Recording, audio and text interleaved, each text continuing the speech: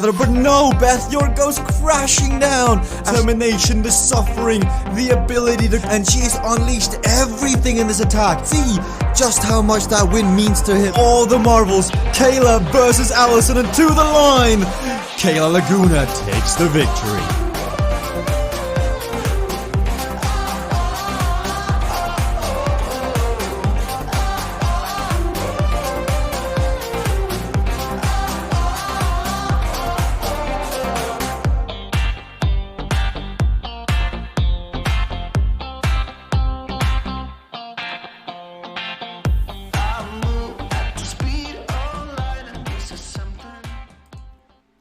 Hello everybody and welcome back to the CVRcade World Cup. My name is Jesper Anker and as always I will be guiding you through all the action as it unfolds live out on the different tracks that we're going to be racing on today. And yes, you heard me right, we're gonna be racing. The CVRcade World Cup after party is long behind us. The riders, they have slept out their slumbers, they've rested up, they've got the legs amped up, and they're just feeling a little tinglish. They want to get back in and they want to race. So that is exactly what we're going to do today. We've got 4 tracks, 4 races ahead of you here in Zone K. And we've got 4 more races coming up in Zone L. We've got Kayla's mountain track, which we're on right now. We'll do 6 laps on a no-skill event.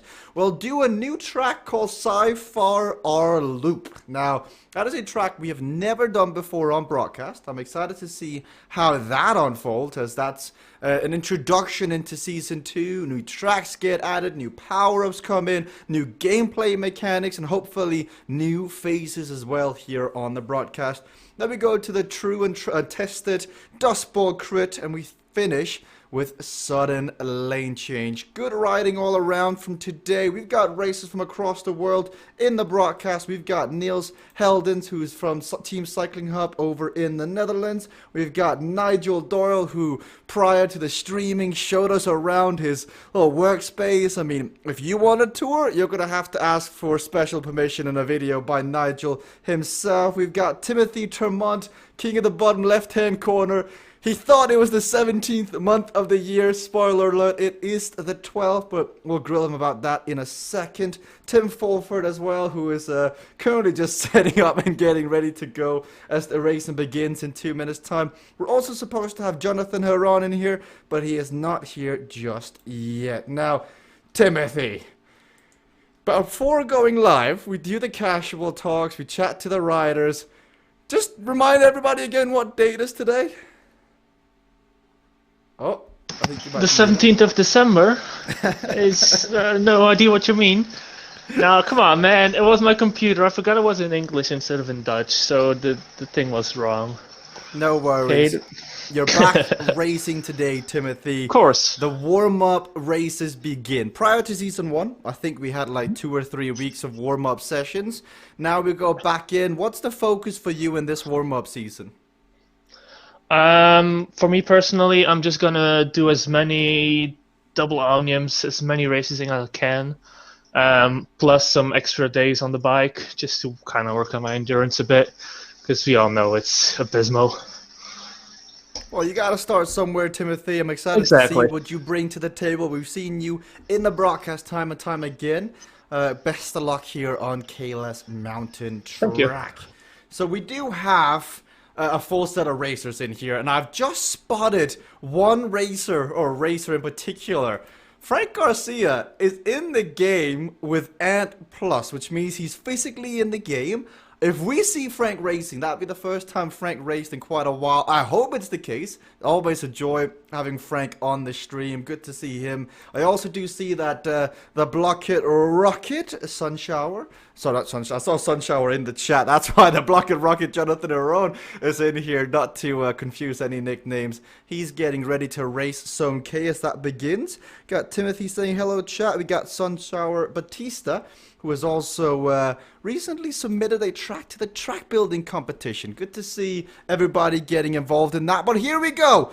Season 2 warm-up sessions are officially a go, it would seem like, here, as Tim Fulford is in the racing. He's getting ready I'm not sure if that was a knee brace I spotted on the right knee there, but something looked like it. But Team Cycling Hub ready to rock and roll. They got 3 racers in here, all on the stream, and they're off to an early attack. It's Nigel Doyle who's attempting to bring it back here. It is a no-skill event, so you've got Uncrashable, you got Quantum Shift, and Corner Caper on at the same time, which usually allows for a block. But it's been a while since we've been on this track. We've not been on Kayla's Mountain Track for a no-skill event in quite a while.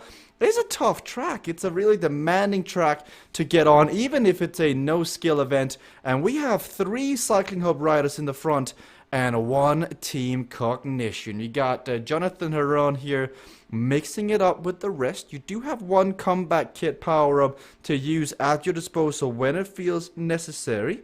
So you can use it when you feel like it. I see we also got CVRcade Mod KG in the chat. Thanks as always for being a great moderator.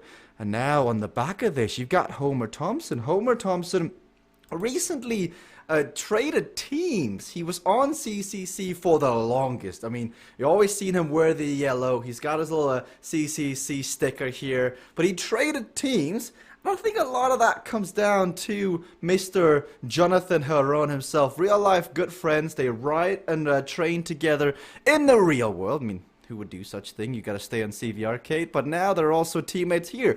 So Homer comes back to the front, and what do? How do they play this one now from Cycling Hub? Because they do have Nils Heldens in here today, rocking the glasses for the first time on stream, looking good as always. But how are they going to play this one with the power-ups? You got 1 comeback kit, and 6 laps is a lot, and they're not...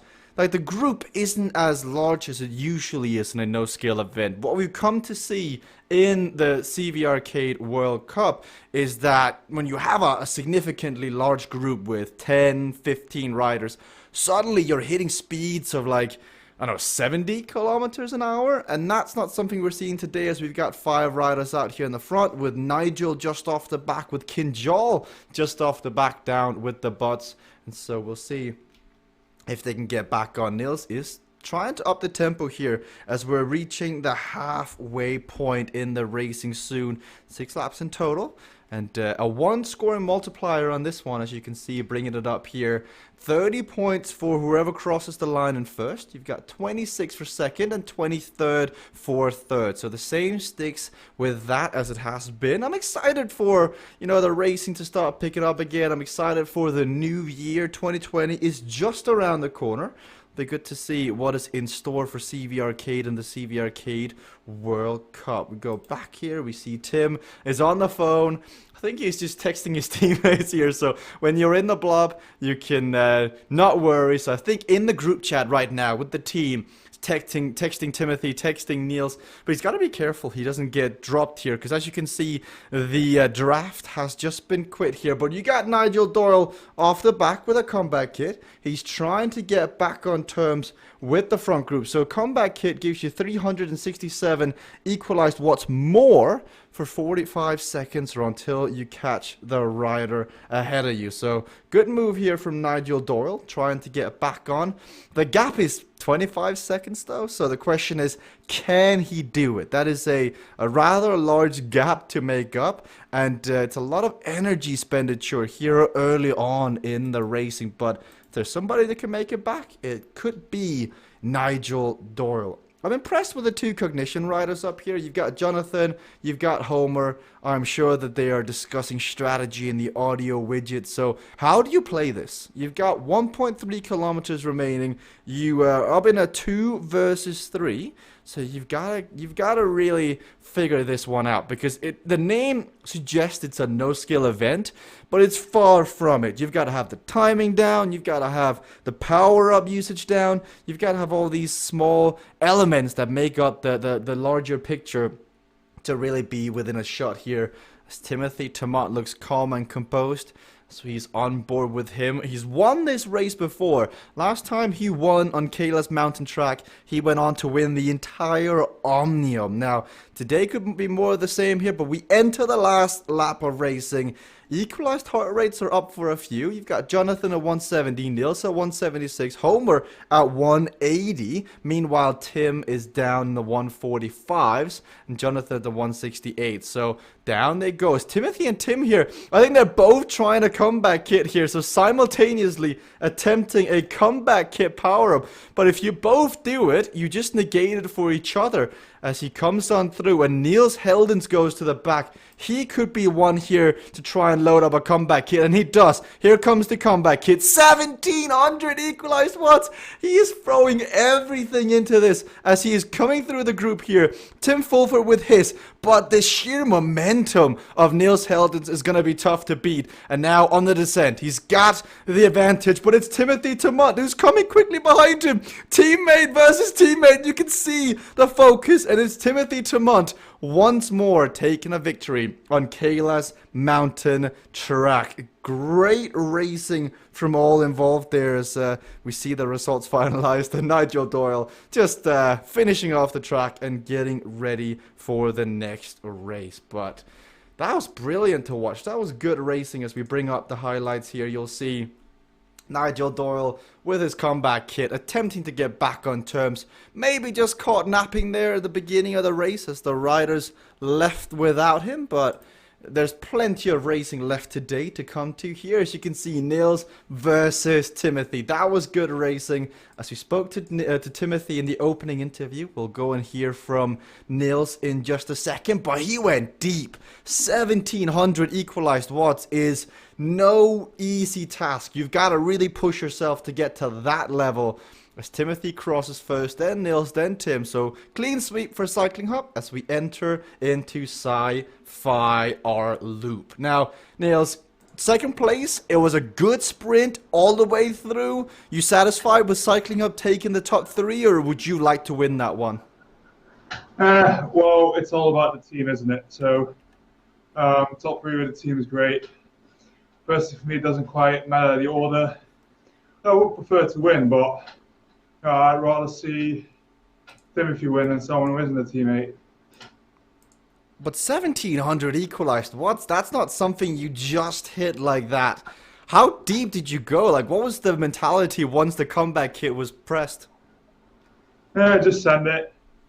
That was the mentality. That's usually a brilliant mentality. Now, I know that I think the prize purses have just been paid out. What was it like from the CVRcade World Cup Season 1? You know, gathering up all that prize money and then seeing it enter your bank account. Well, quite fun, really, because it spiked off quite a bit. So, yeah, definitely great to receive the money. And a thank you to CVR for hosting the competition and wiring the money so soon after the league was finished. That's great.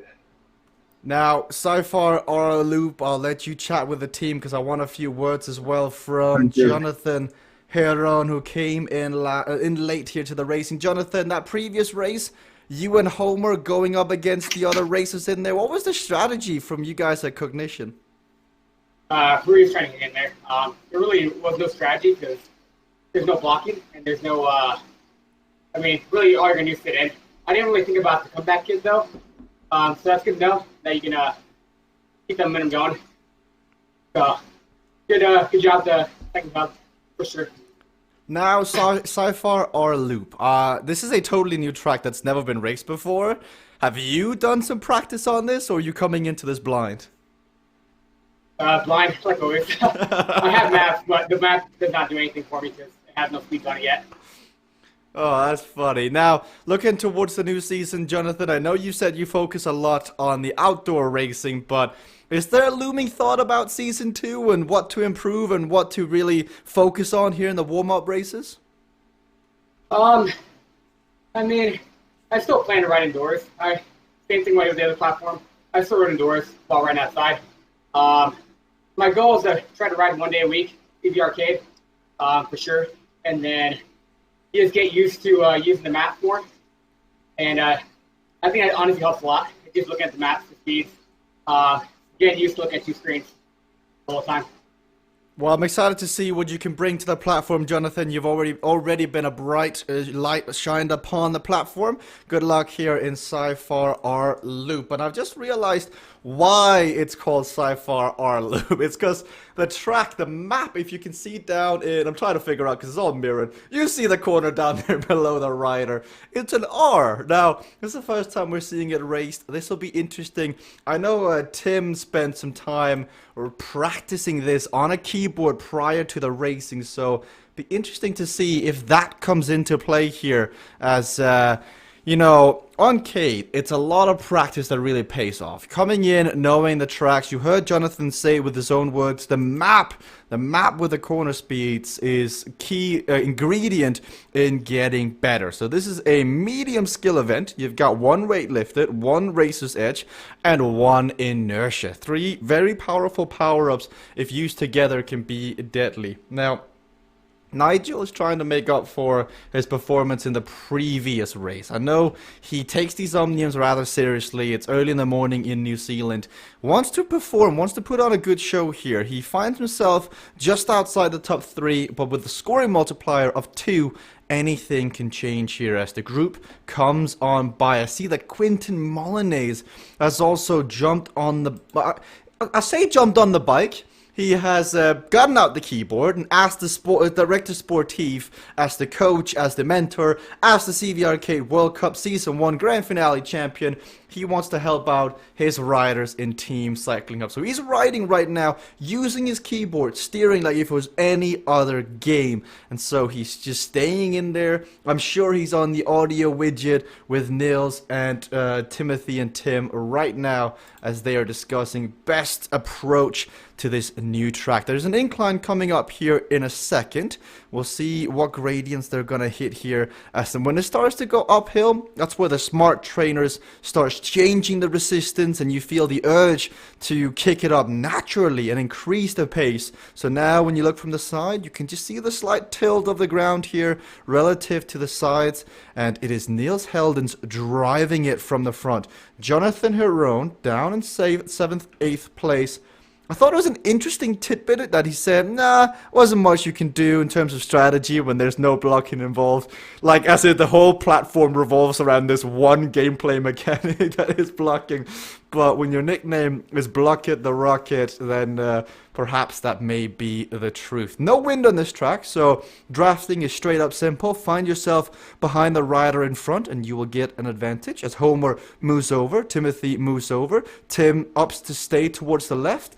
And in the midst of the chaos, it is Nigel Doyle. This is a tight corner. You've got to be careful.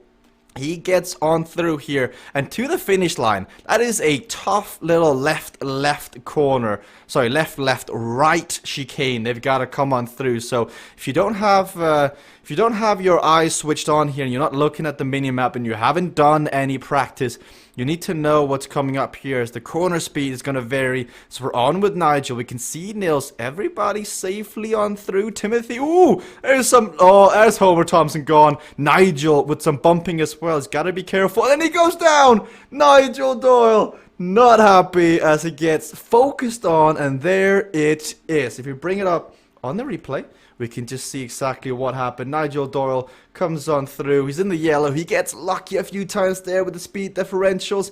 And it's Kinjal on the left-hand side that forces the mistake. And as we come back, Timothy Tremont near the finish line as well. This is a brilliantly designed map. Now, it may just be an R in the shape of the map, but the finish line is really, really tricky. And what we're seeing now is that, you know, practice pays off. Tim, prior to the racing, you can see he's smiling, all good on the screen here as Nils comes through. Jonathan on the inside.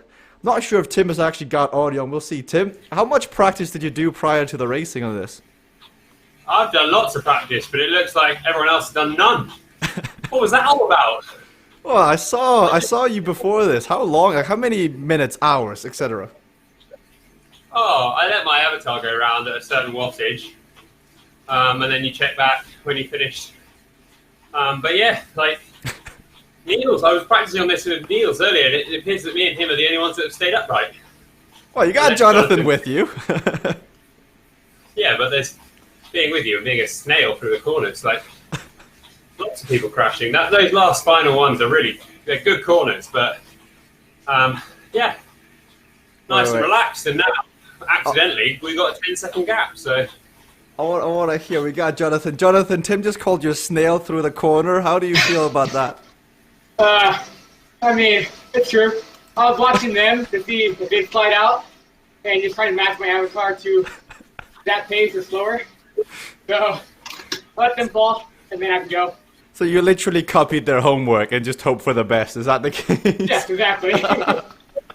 Oh, Tim, I mean, that's got to be a testament to your ability to research and practice.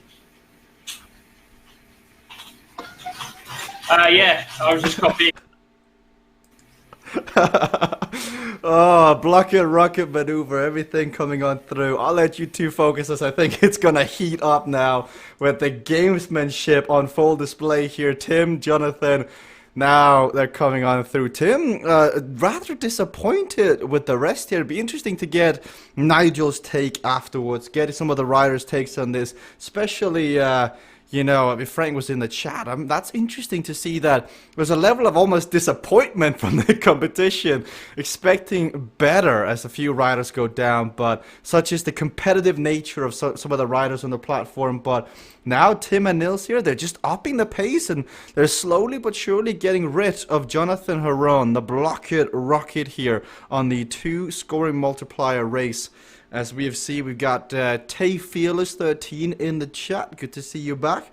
We've got Jennifer Garcia also watching in, enjoying the little bit of beef going on, a little bit of infighting between Team Cycling Hub and Team Cognition. Oh, good fun. I know Jonathan, with the amount of blocking he does, you've got to be on good terms with everybody in order to pull that off and still be allowed to come back every time. But his heart rate is 188. He's out of the draft here. He's up against 2 riders here in the front. But if you look... Oh, he's got to be careful. Tim tried to force a mistake, but instead it is Nils who goes down. Thumbs up. Let's just have a look at what just happened there, because I'm not even entirely sure. So Tim is trying to force a mistake. Oh, Tim is trying to force the mistake out of Jonathan, but Jonathan going down to snail pace, as Tim so eloquently put it before, actually allowed him to go through. So safe but sure means that you stay upright, and that's exactly what happened to Jonathan. Meanwhile, Tim, trying to catch out an opponent, ends up only catching himself out there, and it's 1 teammate less. But now if you're Jonathan, I'm not sure how much you trust the wheel ahead of you. He's already taken you out once. He's already blocked you once. He would not be afraid to do it again as Nils comes on back. I was about to go back to the... Oh, Jonathan and Tim there. There it was, just for a second, as Tim goes up to 1400 equalized watts. So heart rate seems to be calm and composed. He's had some rest. He comes into this and a fresh Tim Fulford, a healthy Tim Fulford, not down with flu, sickness, etc., is a scary Tim Fulford, as we now get a chance to look at the chasing group as Timothy, you seem to have found yourself a friend here. You and Wilbur, this is going well. Yeah, actually, well, I don't think you were able to catch him on stream, but I actually sprinted in front of the bot to slow him down, so he wouldn't crash in the corner, so I could stick with him another lap. I'm not sure if that's brilliant and genius or just downright pointless, as he would come up eventually. No, it's both ways. I'll give it to you, Timothy. I'll give it. We'll see how it pays out, though, because you've got... I'm just chilling here. Yeah, I got my mate Wilbur. But I ain't putting in any effort. You heard Tim say that it was only him and Nils that seemed to put any practice. Timothy, did you do any practice on this? Yeah, I'm ashamed to say I did, but I just, got tunnel visioned on the riders in front of me and didn't watch my own speed in that first time going around. So, yeah, it's a fair warning for me, so I know I gotta pay attention. Well, come game time, the lights are shining bright. It can be difficult to make the right choices. Timothy, I'll let you and Wilbur get back to doing things that you and Wilbur are doing off the back, even if that is sprinting to the front and blocking the butt, which I'm still not sure is brilliant or totally unnecessary, but I'll let you guys be the judge of that. As we're coming through here, the tricky corners.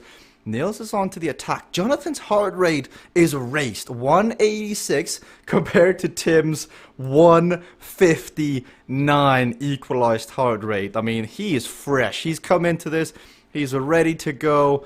It's interesting that we saw a new max heart rate from Tim during the bracketed session tournament finale where he went up to Jonathan almost going down. He's got to be careful here as Tim is trying to catch him out. Tim just putting that, I think it has been named a Timothy Turmont, but it could also just be named the cycling hop maneuver these days, where you're sitting on somebody's shoulder, you're coming into a tight corner, and you know the corner speed, but you also know that they don't know the corner speed, and so you can use that to your advantage as Tim is constantly just quizzing Jonathan on every corner, and not quite sure it is a multiple choice quiz, so you gotta be on with an essay.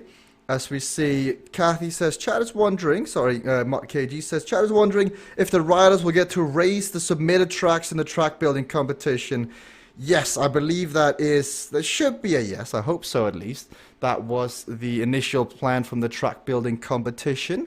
Now, I see we've got Frank Garcia joining me in the booth. Frank, I saw you briefly on as Ant Plus. Were you going to race today? Were you going to ride today?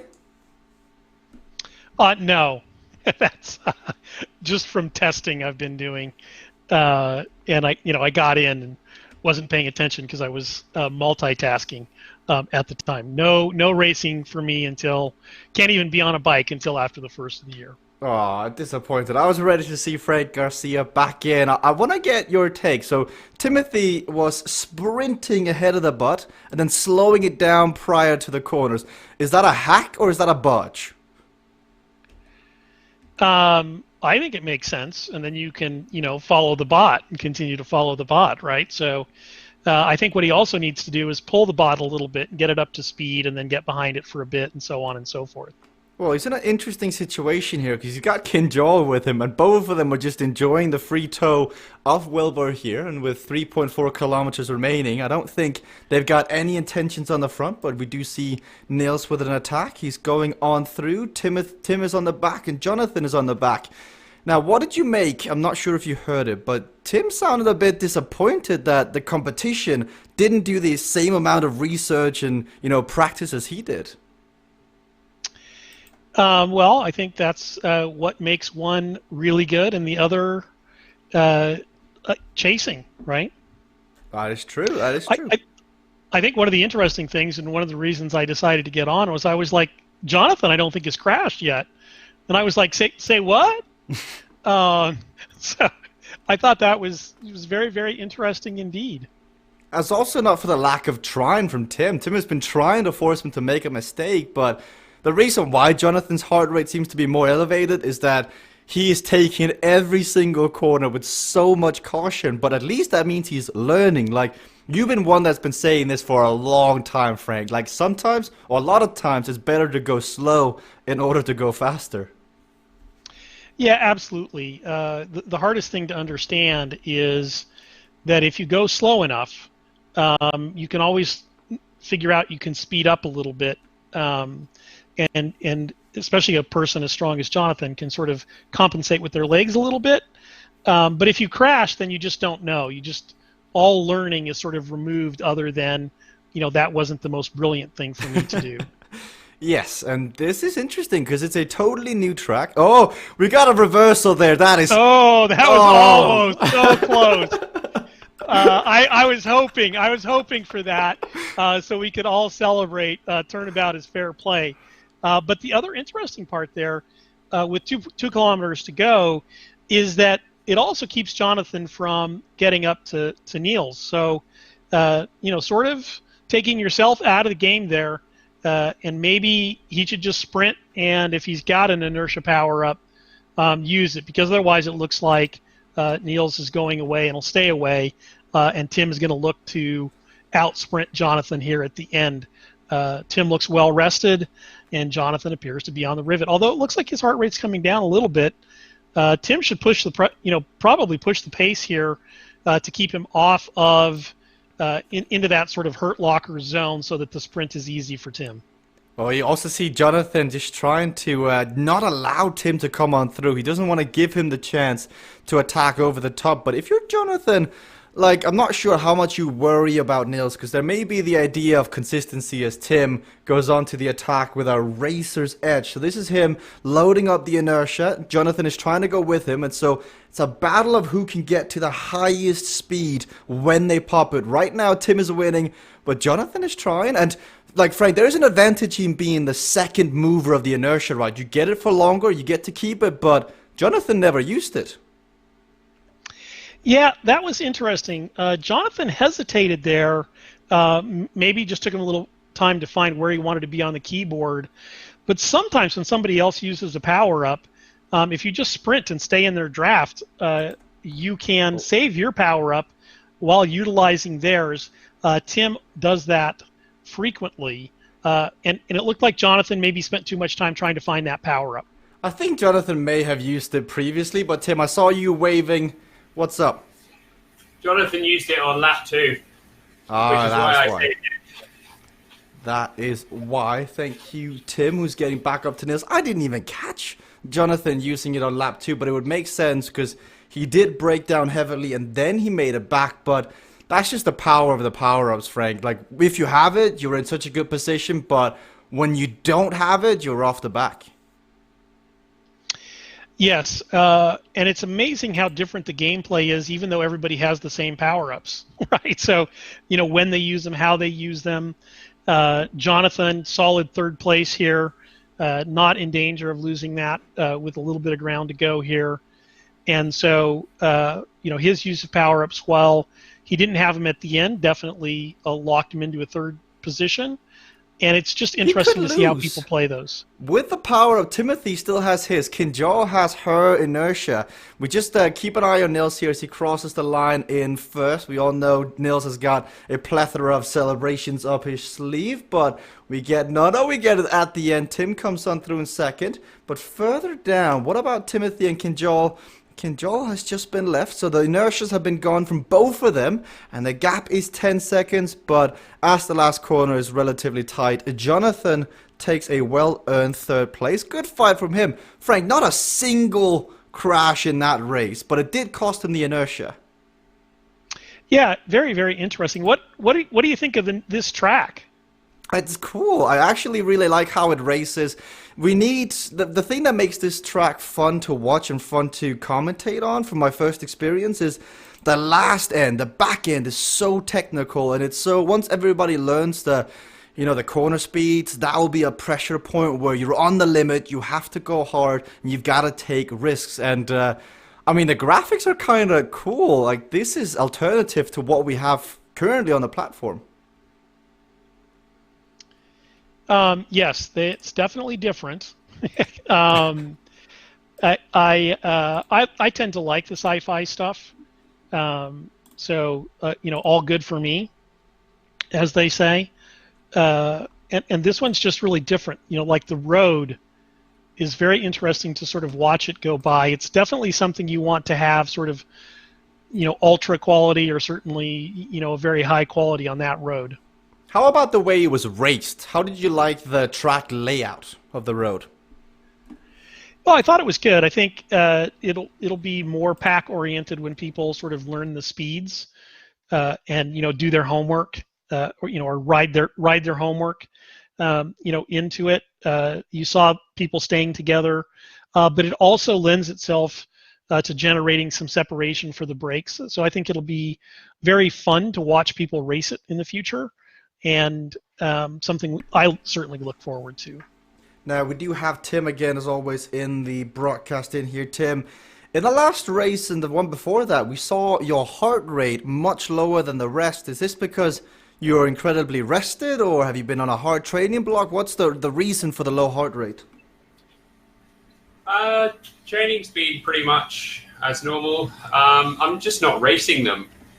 So in the first race, you've got quantum shift. So you can just sit inside someone at 75%. So you don't really need to work until the very end. And that second one, we're just talking in the cycling hub. Niels worked hard. So Niels, rightfully takes the win. And I decided to just play around with Jonathan. So, yeah, I think it's probably just relaxed. No tension, just relaxed, just enjoying it. Just carrying out what I've sort of tested. I might go a bit harder now. Well, now you've got your track, Dust Bowl Crit, so that is to be expected. You got to retain the crown. But how did you like, as somebody who does an insane amount of homework and practice on these tracks, did you learn anything new about Sci-Fi R and how the way Cade can be raced? I have, despite the practice, I haven't yet perfected that last sort of S-bend. I think it could probably, if you're careful, be raced a bit like the last few corners of Saturn. But a bit more testing is probably needed on that. But yeah, it's you've got to be patient in the first half because there are some long straights and some big corners. But if you're patient there and save some matches, you can burn them where people aren't confident to on the climb and up towards the final corners. And that last corner is spicy, so close to the end of the line, the finish line. So I think it'll make for some good racing. So congrats to the track team on that.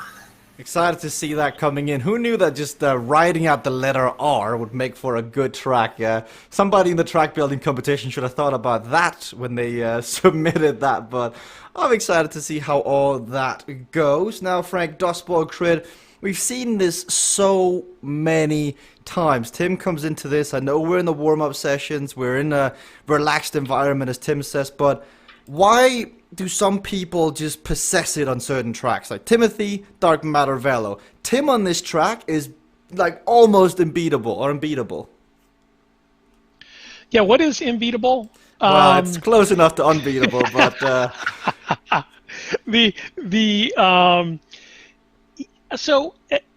there's always been stretches of road, and I think I think the simple answer is it's mental, and I've always found this.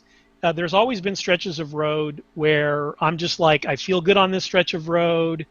You anticipate feeling good on that stretch of road, and you just go good, I think because your mind sets up to go good, and that's sort of a reinforcing spiral.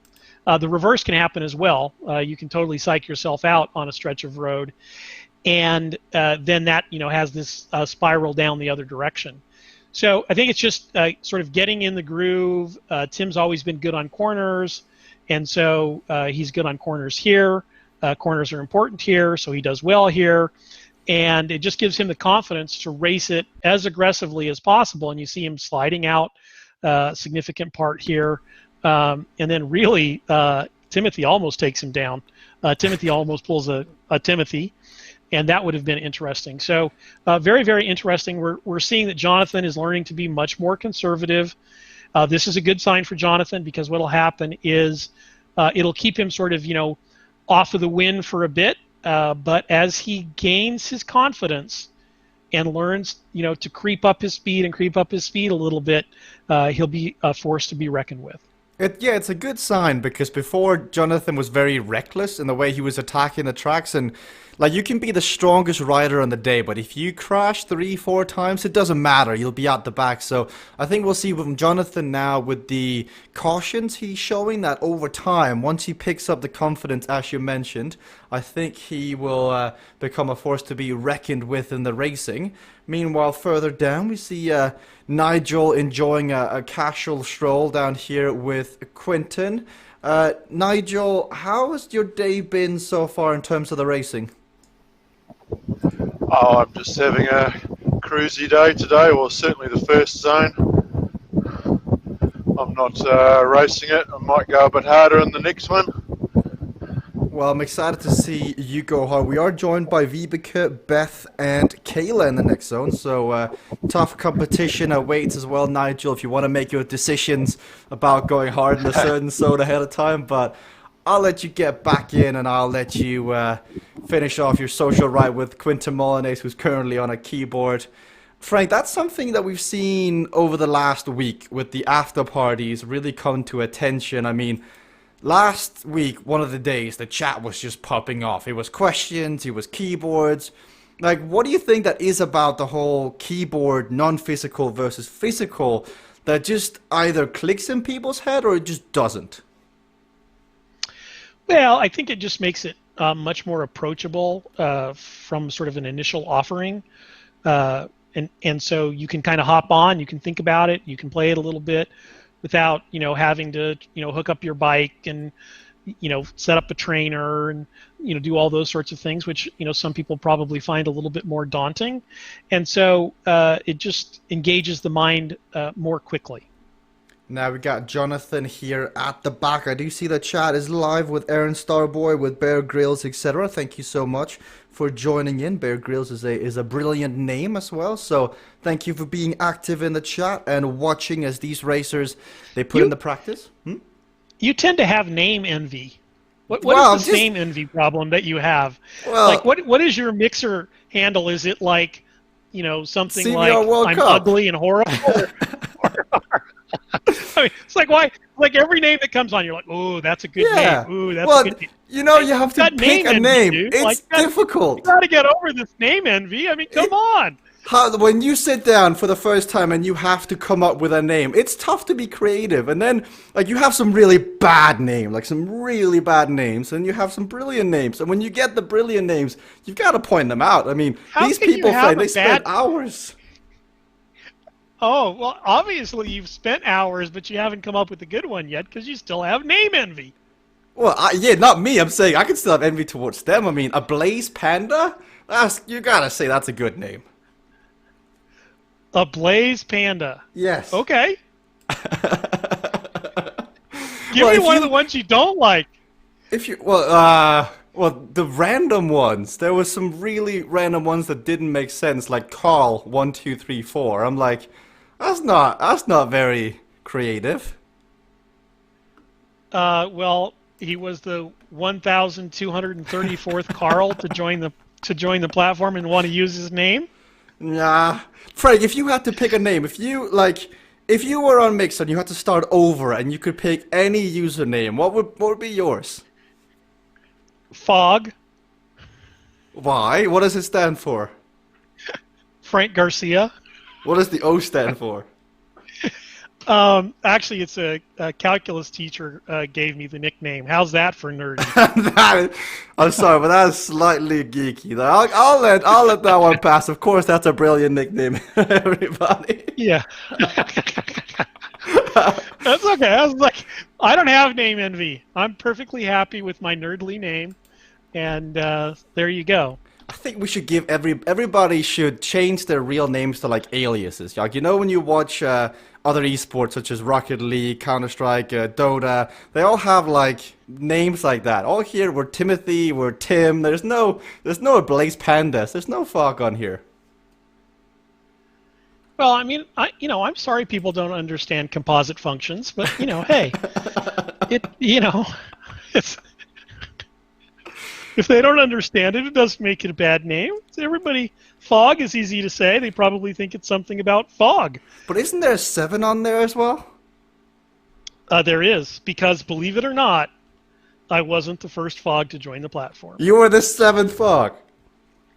Well, I wasn't the 7th, nor do I think Carl1234 was the 1,234th. But as long as you're not going to be able to be just plain old Fog and you're going to have to append a number to it, well, then you might as well append a good one, right? I think the bigger question is how many chose the name Fog for the same reasons that you did. That is what I really want to know.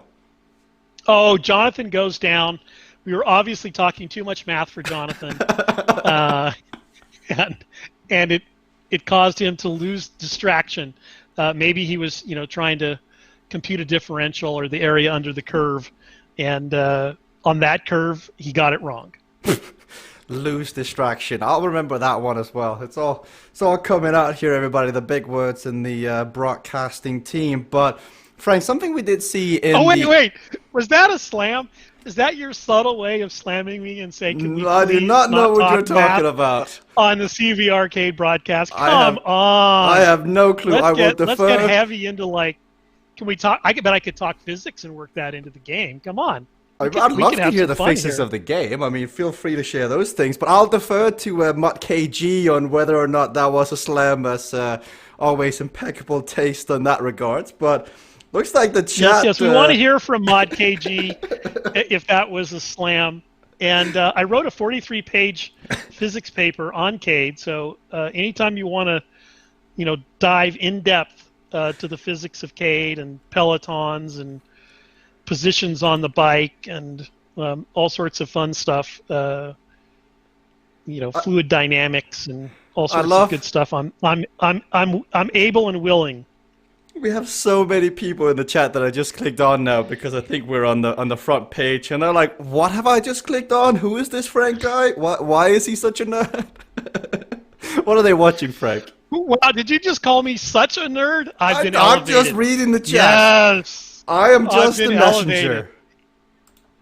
I don't see such a nerd. Somewhere in there. I see, that you're not supposed to also be nerd. looking in the chat here, Frank. I'm curating your experience in the chat for you. Oh, yeah. Well, you're hashtag fake chat. And hashtag name envy. Isn't that how we got on all of this? I still don't remember. I should be working. I feel for the racers listening to this going, I'm going to have a great workout today. We're going to have Jesper and Frank with some really intellectual discussion about my race strategy. And they're like, wow, compositive, like all these equations and numbers and what? But it's all good. It's all fun. Well, we could talk about yaw angle. That's actually germane Enlighten to us, this. Frank. So you're like, please go away. I've got my notepad here. I'm ready to take notes. Yaw angle is very, very important, right? So yaw angle really is more of a sailing term than anything else. But what it comes from is where your wind shadow is cast. And if you think about it, wind is going in a certain direction, but you're also cutting through the wind at a certain speed. And so if you're going, let's say the wind is coming from the side, directly from the side, but at, let's say, 14 kilometers per hour, and then you're going forward at 14 kilometers per hour, your yaw angle is going to be on the 45-degree angle. So the best place to get the best wind shadow, the best drafting percentage, if you will, is at the 45% angle. And that is why you echelon on courses like Echelon when the wind is cutting across, and it's why it's not a straight line going across even if the wind is coming from the side. So that's what yaw angle is about. The neat thing to understand about it is if you know how to calculate a yaw angle or roughly approximate it, then you can find the best spot for the draft. Now in CVRcade we give you a draft number, so as long as you sort of know what side to be on and roughly where the yaw angle would be, you can dial it in with the draft percentage. And we've lost Jesper. He's fallen asleep. Oh no, I pulled a Frank! I was just having a cup of water. Oh my goodness, I made such a good joke, but I won't. I can't repeat it. But we did get a good finish there on the Dust Bowl Critters. Tim Nils go head to head. Meanwhile, the riveting, really exciting chat about ships. Can't even remember what it was now. It's Jonathan. Sailing, wind, yaw angle. Come on, man. I was brought up sailing, but we got Timothy, we got Jonathan here. It'll be interesting to see whether Jonathan. And you don't know what yaw angle is? It's Danish. It's got different words for that sort of stuff. You don't get taught English that early. Now we see Jonathan, Timothy here. I think this will be a good sprint, both with wind. Oh yeah, they're both going for it. Look at Jonathan's face. Come on, Jonathan. Oh, he gets it. Oh, wait a minute. Did Timothy just get dethroned as master sprinter of CADE? I'm not sure Timothy went hard enough. That was huge. Oh, I'm saying they both went for it. Look at Timothy, looked like he had it. Jonathan just owns them at the end. I think there is a new sprint leader, a new sprint master on CADE. I just like Jonathan's facial reaction here as he comes through the corner and just look at his face. He's holding in so much pressure as he's just pushing down. Very he's turning red. He's the first guy who needs a headband just to keep his eyes in the sockets, just in case. Jonathan, Frank wants to give you a new nickname, King of Sprints on CVRcade. Would you rather keep your current nickname or trade? I would block it. I was going to I'm say, I getting didn't equalized say for that. I'm getting equalized for that for sure. Well, did you get a chance to see the replay? Did you get to, like, it's not often you do a full-out sprint and then it's recorded and you're able to see it back in slow motion. Did you get a chance to see it? I do not. I imagine it's like my other one. I'm not sure if I've you can seen a see it. couple. It's coming up on the screen now. I just want you to talk me through, if you can't see it, what exactly goes through your mind when you start to just sprint all out? Because your face conveys like 1,000 different emotions all in like 10 seconds. Basically, all I'm thinking is trying to get that flywheel moving.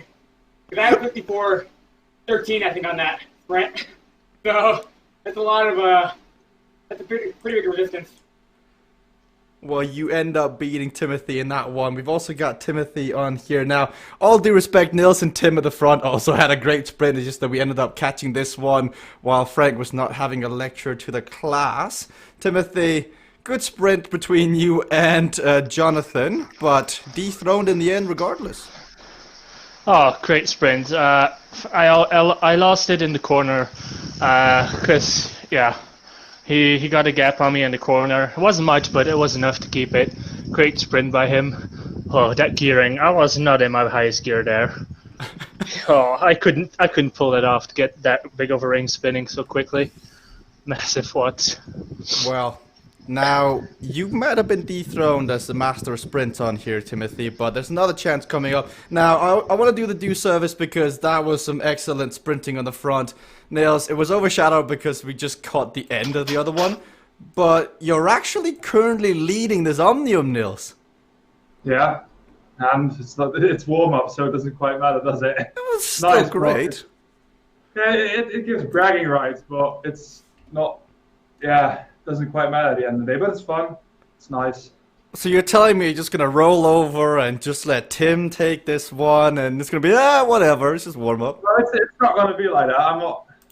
I like racing, so it was probably evident by my reaction to the sprint. So, but, let's see what this gives, because it's 60 seconds left. My glasses are clean again. So. Good luck. I got you. But I like that, Frank. I like how he's like, Okay, so I got to talk some more physics here, just because I know you're really interested, since we were talking sprints. But riders who are side by side have a 6% reduction in drafting. It's really more than drafting. It's about side application of forces coming from the side of the nearby rider. So you have a 6% negative effect when sprinting next to each other. All you need to do is move one lane over and 2 lanes to be completely clear of that effect. And to note, if you're behind 2 people who are sprinting right next to each other, you can get a big advantage by moving to the far side. So just something for sprinters to note in those tough sprints. And yes, we do simulate that on CVRcade. I was going to say, if you want to try it out, get on CVRcade now, as it is free to play. You can download it. We've got another hour of racing coming up now. And in the chat, if you want to know anything physics related, I think this, Quentin goes down. This is your one and only chance to have Frank Garcia lecture you for free on the various physics of cycling, which can be interesting. But Frank, before that, I did like what Nils was saying. I was like, it's just whatever. Well, there is a chance here to win. I think we'll see a big effort from both him and Tim. Well, I think he was just lacking confidence there because Tim was 3 points behind him. And so he wanted to reduce this to bragging rights. But I think this is like who owns the day, and the other person like has to do the other person's laundry or something. We just don't know what's going on in the background because we see Tim here on the front being like, you ain't got a chance. But Nils is, Never mind. That was a bad mistake. Yep. Never mind. Did Tim smile on that one? Did he just be like, I knew it was going to happen the whole time? It's when the pressure's on, but Niels try to change in on a lane where it's coming through the corner speed is too high. If you try to change inwards before it's over, you do end up crashing as Quinton on his keyboard. He is currently out with a bit of an injury, so he's taking time off now. I have the photo finish between Tim and Niels in the previous zone, and they were separated by 0.07 of a second in the sprint. So that extra bit of drafting comes in big time when you've got to do that. But on the opposite side here, Jonathan... What? Back-to-back crashes, Jonathan? What is this? Oh, he's standing still, Frank. He's standing still. He crashed again.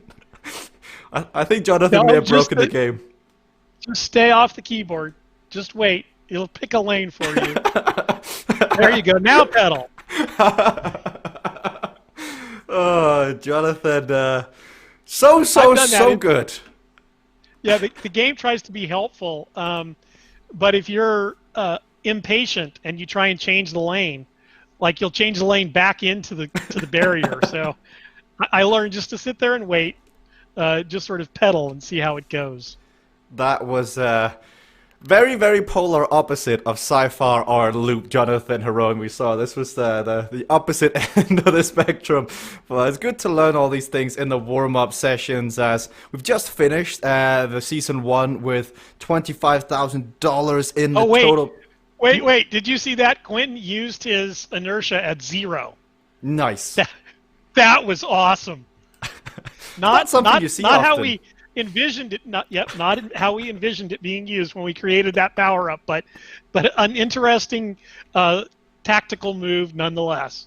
That is too good. That's happened to me. I have also done it at 0, so on Dust Bowl Crit. It's a bad feeling, but he's on a keyboard. He's having a bit of fun. He is a roving sports director today, just talking to the riders, so he won't mind. But if you are riding physically, you're in for a win, and you make that mistake, that's not fun, Frank, because you can't do anything for 10 seconds. No, you can just sit there and watch that wonderful animation and go, I hate it. I hate this animation. Normally I like it, but right now I wish it would just go away and go away now. That's too good. We've got 1 kilometer remaining. It looks like Tim will win. Niels will have to do the laundry or whatever else. They're on the line in the end. You can see the smile from Niels on that one. But as we come to the finish of this zone, Frank, we do have another zone coming up. Did Timothy just do the same? Well, I see him at 0. No, okay. He crashed. Well, I was expecting, but it wasn't going to be the case. 800 meters for Tim. But Frank, as we've just finished Season 1, the prize per split was shared on Facebook, on Instagram. There's been a surprising amount of, well, not really surprising, but there's been a serious amount of chatter after the prize money splits were made official.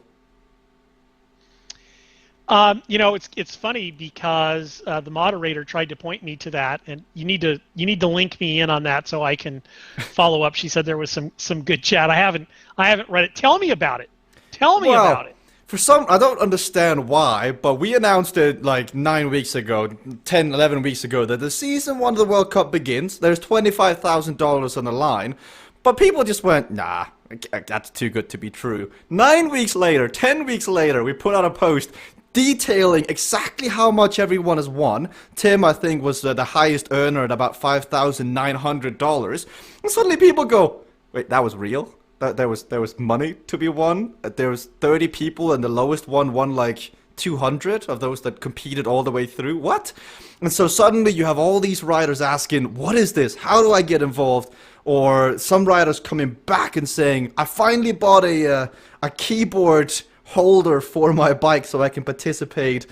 I mean, Frank, there were so many people who were suddenly like, wait, this was real? This was actually legit? So that was the general tone. Yeah, maybe they thought it, fell under the category of if it's too, if you think it's too good to be true, it probably isn't. I don't know, but welcome to the world of esports. And we're certainly very, very excited to be in the space, and those numbers are only going to increase. We see a couple of people, I think got pointed out by Nigel, that a couple of people now got their pro badges because they earned over 5K. and within a year, I think is how it's specified. I need to go look at the rules, but so there's already a couple of people in that category, and there'll be a lot more people winning a lot more money in 2020. There is a great question, Frank, and this is not just name envy, but it is a great name, Crucial Bowl. He says, Frank, would there ever be a big keyboard league on CVRcade? As in just the keyboard? The question is, to be not fake news, is will there be a different league for keyboard? Oh, absolutely. So one of the things, and we see this already coming from just the sort of down period where people are playing on their keyboards. People like playing on the keyboard, and again, it's very, very approachable. So you'll probably see that very early on in 2020 as well. And we're also thinking of doing some team leagues where like three people have to be on a keyboard, and 3 people have to be physical. So we get a hybrid going as well. So we're looking forward to how that plays as well. And we expect some people to be doing both within the events. So like, let's say you have 4 events and you could ride stupid hard, just totally destroy yourself in one event, then hop off and turn into one of the keyboard players in the next event, and keep swapping out that way. And then the keyboard guys, helping the physical guys as well, in game. So lots of stuff to come, and just trying to, slot it in where it makes sense, because there's an awful lot we can do. We're just waiting a few riders to join in. We've got Beth York joining us. We've got Vibeke Bertram. She said if she could convince her husband to have early dinner. And I said, hey, no, it's CVRcade racing. This takes priority. And she laughed, and she's on the start line. So I think she's in. And then we've also got Kayla Laguna joining in on the racing. So 3 prominent racers taking part. There's some discussions in the chat going on about emblems, etc. Frank, I know there's a lot of exciting aesthetics changes coming, and I know one of them is that you get your Cade rank on your jersey. And I think of all the updates, that's probably the one I'm looking most forward to. Yeah, we call them decals. And what'll happen is you'll get various badges, if you will, applied to your avatar in all of the different themes. But one, you'll be able to see if someone's a Cade Cadet or a Cade Pro or a Cade Master or a Cade Competitor, which is where most of the people will fall into the category. But you'll also, if you've competed in a CVR World Cup, have a badge associated with that. And if you've won a CVR World Cup, then you'll have a badge associated with that as well. You can actually have a whole skin associated with that if you'd like. But yeah, lots of stuff coming into the game of that genre. It's all about the skins. It's all about the decals, etc. I'm excited. I'm so excited to get that. We've got 50 seconds left of the highlights here before the next zone begins. Want to get a quick word from somebody, from a few of the riders who are taking part in the second zone here. Nigel, in the previous zone, you said you were taking it easy. Is it go time for the Nigel Doyle here in Zone L? Oh, I'm not sure. We'll see how we go. I want to go better in the, the R loop, sci-fi R loop, now that I know what the corner speeds are. Yep. I'd like to go better on that one. Well, you've got a chance when we get to that in about 6-10 minutes time. I'm excited to see, Nigel, what you can do. You're flying the ship high as the only CCC rider because Ben had other things to go to. Does that mean you go a bit harder when it's just you and there's no one else to rely on? Oh, no, I don't need any motivation like that. If I want to go hard, I'll go hard. It just depends whether... Straight to the point, as always. I like it, Nigel. I will let you get ready, as we've got a few of the riders getting ready in the broadcast as well. I see we've got Beth York getting ready to ride. Beth, welcome into the broadcast. It's good to have you involved. Did you get a chance to watch the previous zone? I didn't. No, I was a used car dealership. HE double hockey stick. So, What? a story for another time. This isn't a social ride. This is a warm-up race. We can't be talking about personal stuff right It's now. both. It's but- both. Yeah, well, at least the car didn't start when it was on the dealership lot, not in my driveway. So, that's the story. That's the abridged story. But so I didn't get to see, but I'm excited to race this Arth business. So, be cool. I think everybody is. I'll let you get ready and get focused as we get underway here with more racing. But Frank, the general tone from everyone I spoke to prior to racing today is like, I'm sick, but I really, really want to race the second race, Sci-Fi or Loop. What are people going to do over Christmas when if they come over Christmas, but when the new tracks come in? I mean, there's going to be so many hours of riding around and testing, etc. Yes. So sort of in the quote-unquote off period here, the holiday period, whatever you want to call it, I think there's going to be a lot of excitement around the new tracks that are coming out. And then, of course, we have the course competition going on, the course building competition going on. So there'll be even more tracks to sort of come out and ride on. And the neat thing about CADE is, they're graphically pleasing, or maybe they're not so graphically pleasing, depending on who's building it and why. I hope you're not talking about my track in the track building competition there, Frank. Oh, well, I think I was, yes. And I think the other thing that's interesting is then there's how the track rides and how the corners are and how it races and, how the wind plays and all those sorts of things. As well, and we see CVRcade getting caught out here. Looks like her power has gone to zero. Maybe she's having. I think her internet just went out. She's also just left the broadcast, unfortunately. So I think it was more of either a computer issue or an internet issue there, Frank. I have Niels Heldens would like to extend his thanks. He's already had 3 physics lectures today, but yours makes it 4. And he would also like to say that the yaw angle is the angle relative to the longitudinal axis. Peace out. Me and Niels are going to have some fun conversations.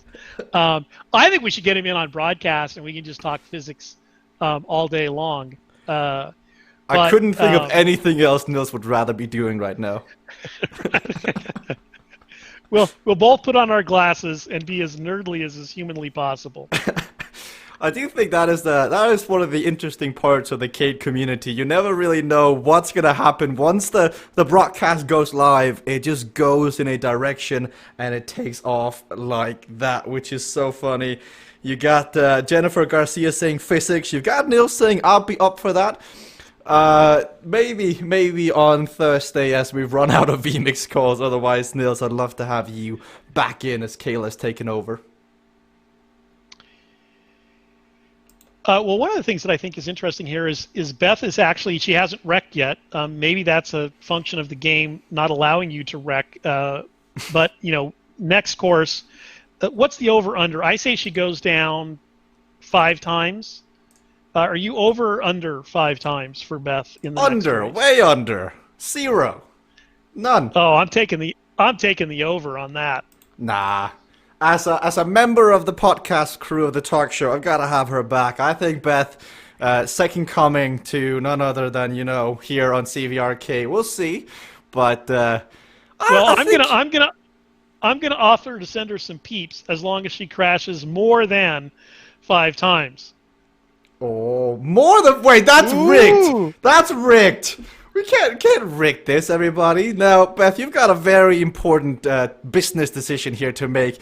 Do you satisfy Frank and get peeps, or do you support your fellow brother from the podcast show here? That is the important life choices to make as you race.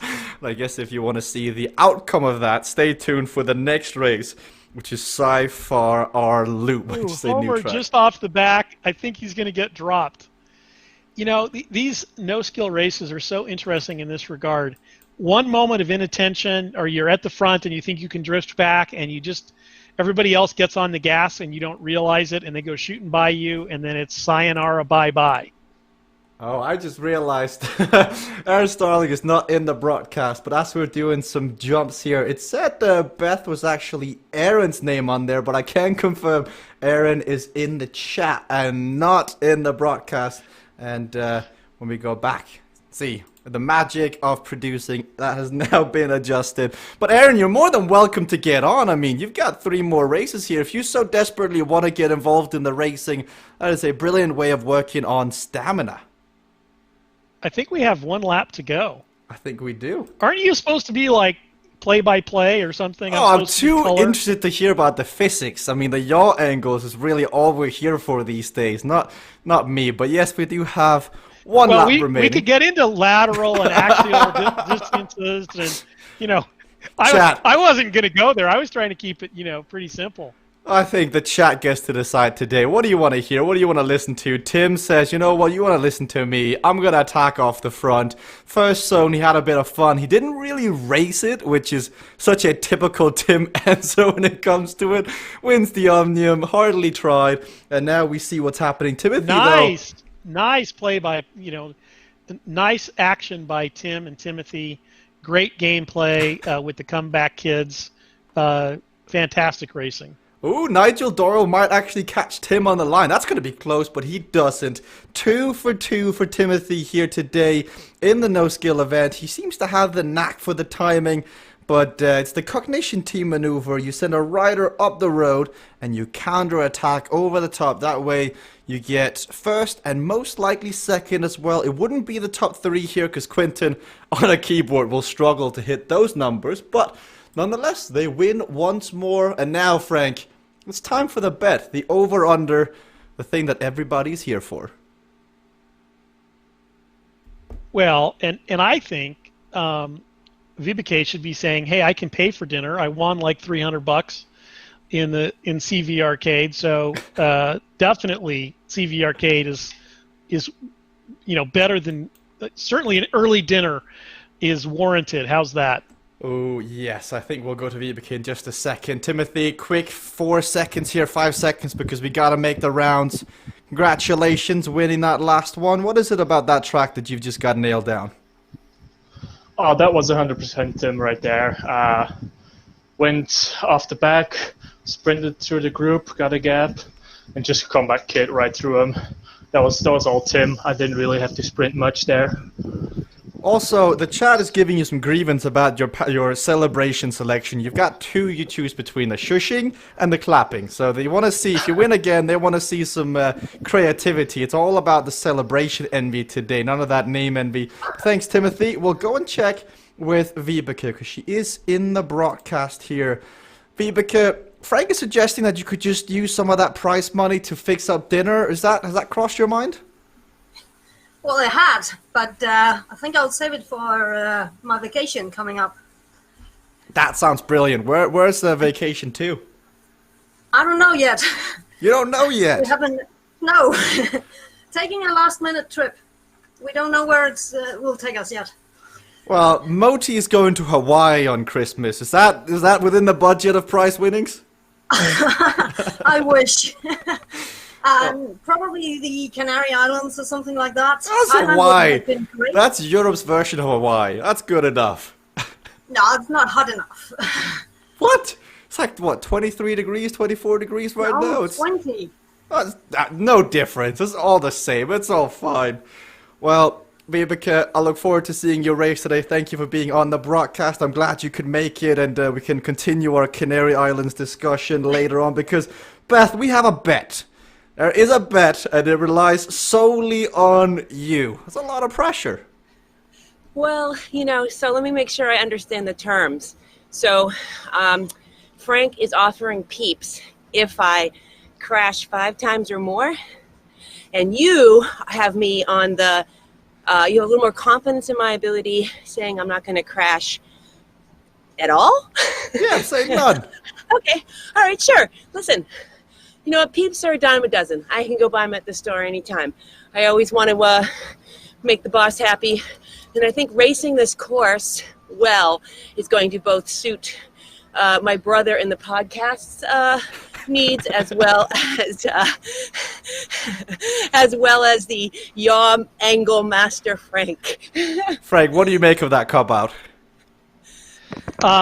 She's running for office. I didn't know we had any elected offices here on CVRcade, so I wasn't, just like a politician.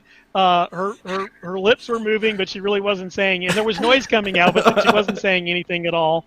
You're welcome. So, It's brilliant diplomatic ploy there.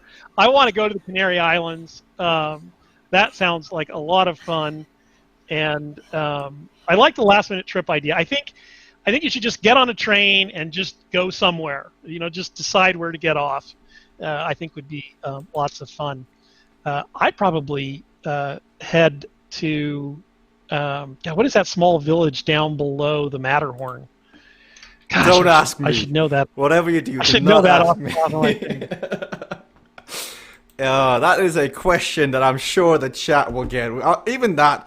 Wait, Tim, geography. The floor is yours. Shout out to Renee. Renee's in the race. Woo! Renee's racing. Renee's kicking your butt. Yeah, he is a bit. I can't deny that. Well, for about 20 seconds, we'll see how long this lasts. As he is off the front, we'll let Tim get Renee back can in. last. Renee might be able to last 30 seconds. Come on. Well, keep an eye on Renee. Renee is super awesome. He is very, very busy. He's the commissioner of the CVRcade World That's Cup. one, Beth. You're on pace for like 10. No, you're probably on pace for like 20 at this point. What? What is that? Has Beth crashed or not? I must know. What? Are you trying to get in her head? I see. I think that only think succeeded she's in getting trying to my say head. She caught Renee? I don't know. I don't know what she's trying to say. Frank, you're having way too much fun with this. Wait. We got to go to Kayla. What's with this blue shirt? Where's the CVRcade or the World Cup jersey? Have we not done our laundry, Kayla? What's the deal here? I'm sorry. It was really What is cold in Tim my doing? house. Is I know. Tim trying to it's, clean his it's, webcam or what? Tim? Yeah, just having to warm Sorry. up. I'm so confused. Kayla's in Tucson. It's like 70 degrees. It's sunny out, and she's like, "I need a sweater." You guys in the UK are like, "What?" It was freezing this morning. It was ice outside. And speaking of ice cold, Renee, we had 1 minute and 40 seconds on the front. Oh, he's at 193 And he's at as well. 193 on his heart rate. Renee, we're only doing this because we love you. It's good to see you on the front. When I get back on, Renee, this is exactly what I'd be doing as well. I'd be shooting off the front and then subsequently going right out the back. Let's go to Beth and see how many times. Ask her how many times she's crashed so far. See, Frank's trying to run interference here, Beth. I won't come to you. It's fine. I've got the control of the panel here. I've got my inside bet here. I've got my horse that I gotta make sure it gets zero crashes. Ooh, did you? Very interesting. Velocity Vixen versus Cycling Hub here. Also, a gender matchup as well. We might as well capitalize on that. No! Oh! You can see Got that too one coming. excited. Good thing we didn't bet on Vibeke. We have a bet on Beth. They're just still alive. You can do it, Beth. Just think of it as the CVRcade World Cup. You win this. You have power-ups. You have power-ups. Chat, no, Timothy. I can see Timothy. Don't you dare, Timothy, as he gets out of the way. Chat, get involved in this action. Are you over or under 5? Are you Team Frank, Team Jasper? What do you think is gonna happen here? We've got the chat lively today. Get involved in the action here. But this is actually a good race while this is happening. I'm a little worried here. It looks like Beth might have practiced. What's up with that? Well, we knew you were gonna issue the challenge, so in our spare time, Frank, we got ready. Got outfoxed. Ooh, Nope. Nigel says, "Watch me go." Inertia But off only the at front. 53. Yeah, I think you got to do inertia at over 60. But at least it's the initiative. At least he did something to go on to the attack here, which is brilliant. Nigel treating the first one as a rest ride, and now he's back out here. And, you know, Frank, prior to the broadcast, you got a tour. I did not know Nigel Doyle was the proud owner of 5 Bicycle. Like, you'd be surprised with some of these people. He showed us around. He's like, this is my Cervelo P3. This is my S-Work Venge. So I'm not sure how many World Cup Nigels has won, but it's definitely more than 5. I didn't even know how to follow that. Is he supposed to buy a bike for each World Cup he wins? Yeah. Yeah. That's what Quinton did. Quinton bought a bike with his money. Oh, did he? Did he buy a good bike? We need some pictures of that. Well, he bought it before the World Cup, thinking that he would win the World Cup so he could pay for it, and then lucky enough, he did win it. So, it's a specialized S-Work Venge. That's it's like, gutsy. Oh, it's good. It's clever. Tim on the attack here.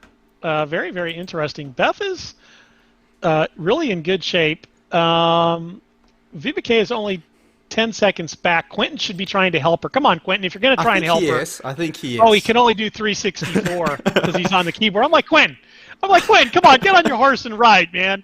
Use some power-ups, Quentin. Come on, bring her back. Come on, what is this? Prior to the race beginning, Quinton did say in the chat on Mixer that if anyone wants a lift, he is just neutral support car, and he will not block. He will just give a ride to whoever finds himself on their wheel. Yeah, very interesting racing through these corners. It's interesting how the road looks through the corners. Very, very, very interesting dynamic. It's a different artist style on the road. I mean, it's similar to Sudden Lane Change. I'm not sure if it's the exact same one because you've got all the debris or the objects in the road, so it's tough to see. But it gives you that thing that some of the tracks are missing, which is this vertigo feeling of you're actually moving because there are these things on the road that gives you speed markers. But coming through a tough selection here, Beth stays upright. There is technically a loophole to our bet. If Beth just finishes the track at like 10 kilometers an hour, there'd be no crashes, we'd all be safe, but I think Beth wants to win it at the same time. It's gonna be good. Yes, and it looks like Quentin's doing a pretty good job of bringing Vibeke back. No! Beth! Oh, you have... on that note, everybody, thank you so much for watching. We're going to just call it a day here. Come on now. She's going to get back. I like this. We're talking about the crashes. Anyway, I think that will just fuel the fire of Beth. One down. Yeah, and I think what she has to do here now is go on the attack because she's used her power-up, so she should go right on by and just sort of hammer it. Go into the hurt locker and see if you can hold it for 6.3 kilometers all the way to the end. Vibeke comes with her. I like this, how this is shaping up. They've used their power-ups, but they can work together. Tim, seeing the threat, is responding. They've got to put Tim in the hurt locker because it's deja vu of the last zone. Tim, if he's just going to match, then when it comes to the pointy end, he will use his power-ups to go over the top. And they know this. And so I think Vibeke and Beth will do exactly the same. But how do they get a gap, Frank? How do they get rid of Tim? Rocket the rocket, baby. That was going to be the question. Frank knows the deal. Absolutely. But really interesting here, Vibeke had a lot of time, sort of where she rode in Quentin's draft, and she's got some room to give here. Beth is really going hard. And so, Vibeke could actually do the block it maneuver and maybe sprint back on and just sort of do that repeatedly. Now, that being said, Timothy and Tim don't look to be in a world of hurt here. Vibeke also she had a rest in the previous race. She was cut short because of technical difficulties on her end, so she comes in this rested, but I'm not sure what Beth is doing now is perhaps the best, because she's the only one not in a draft that's not Vibeke. She's on the inside, she's at 193. Here you've got to make a decision. Either you attack or you rest up and then attack. Like, the worst thing you can do is just be stuck in this middle ground of, well, I'm just going to ride hard, because then you're not really doing yourself any favors, and you're not gaining any distance. as Timothy was trying to pull Beth up against the boards? Yeah, I think they're going to go through these corners here, and then they're going to sort of do a climb. And, Vibeke has an engine, so this will be interesting to sort of see how it plays. Although Tim appears to be really well rested or highly fatigued, one or the other, but he's doing quite well. Or maybe when he was ill, the heart rate that we've picked up for him, is a little bit higher than normal. So I think that plays as well. Oh, Timothy! Oh, Timothy, that was Timothy. that was next level. You can see Vibeke as well. She not satisfied. Timothy gets a great block on Vibeke, but that is the gameplay. Jonathan had the same treatment, Frank, but he didn't go down. He blocked way down instead of crashing. When Vibeke... wait a minute. New favorite. Vanessa didn't like that maneuver, and she is just going to come along and take everybody out. Ooh, I thought she almost crashed there through the corner. The way she was riding, that was like Sebastian Kuhn-esque. Just comes sliding in like it's an Instagram DM. And let's see if Vanessa can get back on terms. Beth is not out either, Frank. She is moving up here, but the power-up disadvantage is still something that's just looming in the back of your head. You somehow got to get away from these two riders. Go, Vanessa, go. Go, Vanessa, go. Go, Vanessa, go. So I expect Vanessa to win this race now, hands down, running away. Whenever she gets it in her mind that she's feeling good, she is very, very difficult to beat. So she doesn't always go hard, but when she does, she's a force to be reckoned with.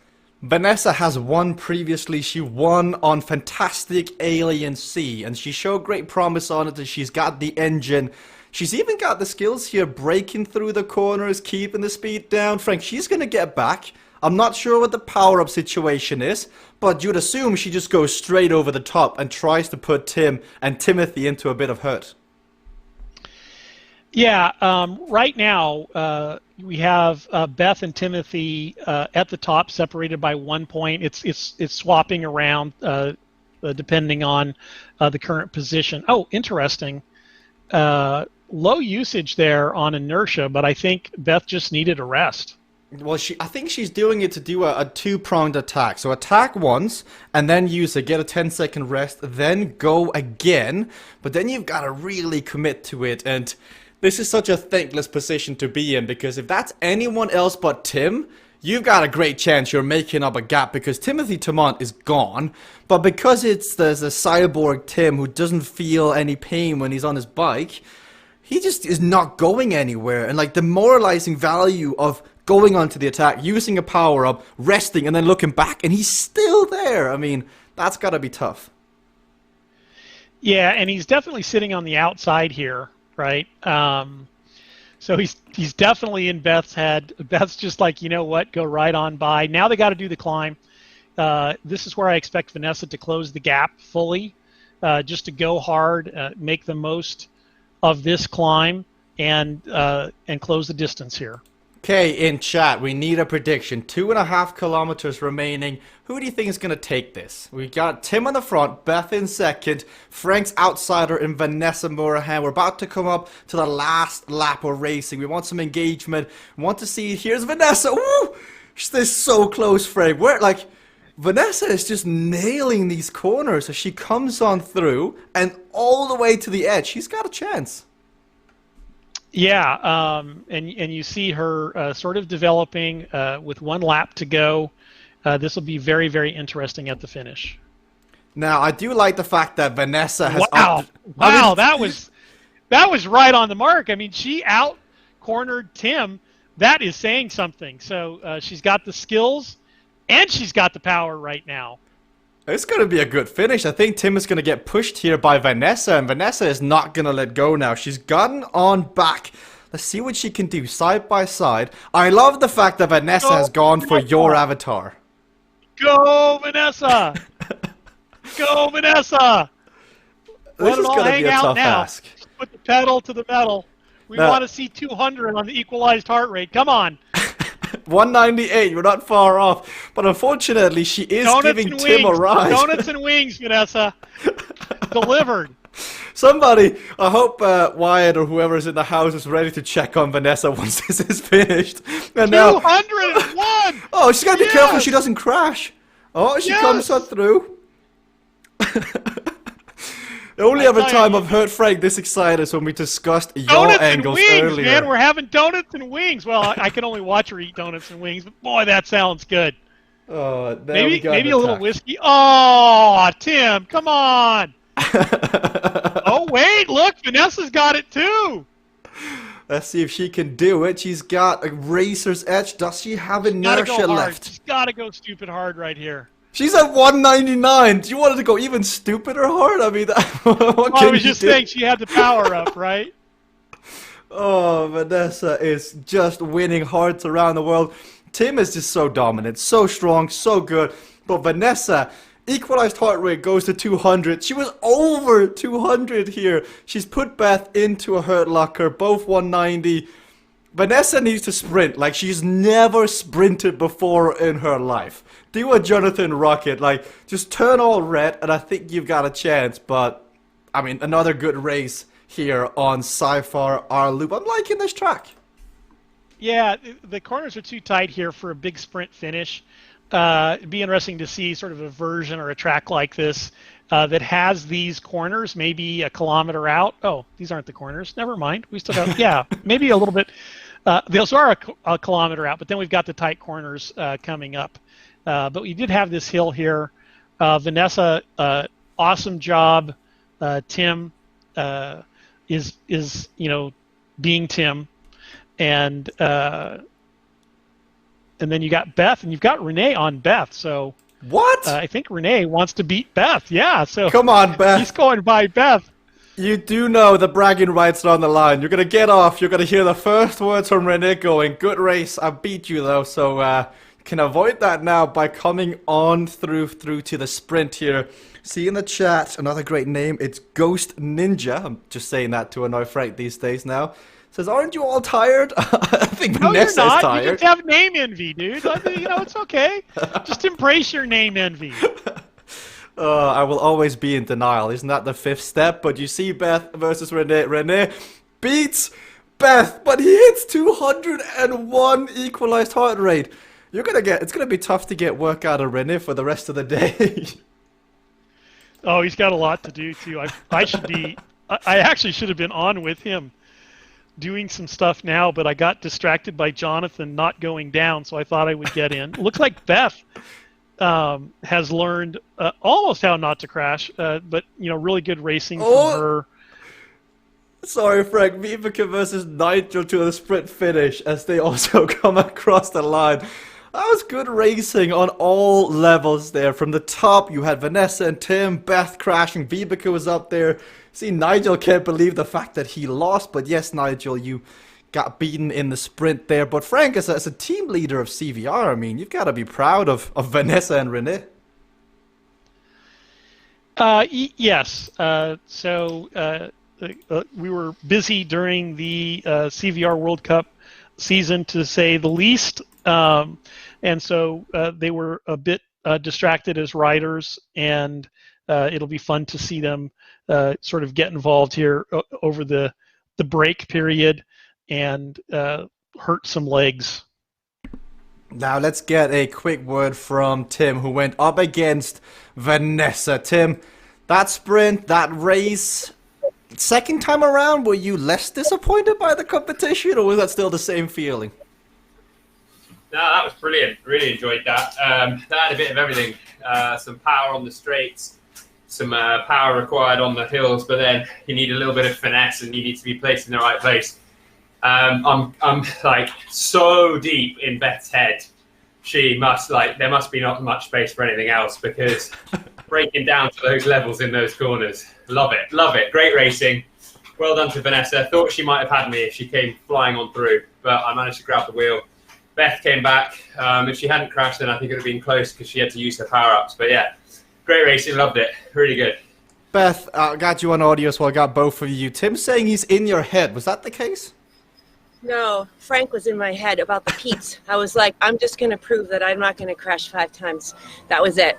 I crashed once. I did have to use my power-ups early. But yeah, I think that was my first time on that course. I hadn't practiced it, so I was being a little conservative, learned a few things, and I think I'm in Tim's head if he thinks that he's in my head. So just saying. Wait, Frank, who's in whose head here? I mean, there's a lot of back and forth going on. I think names are in your head.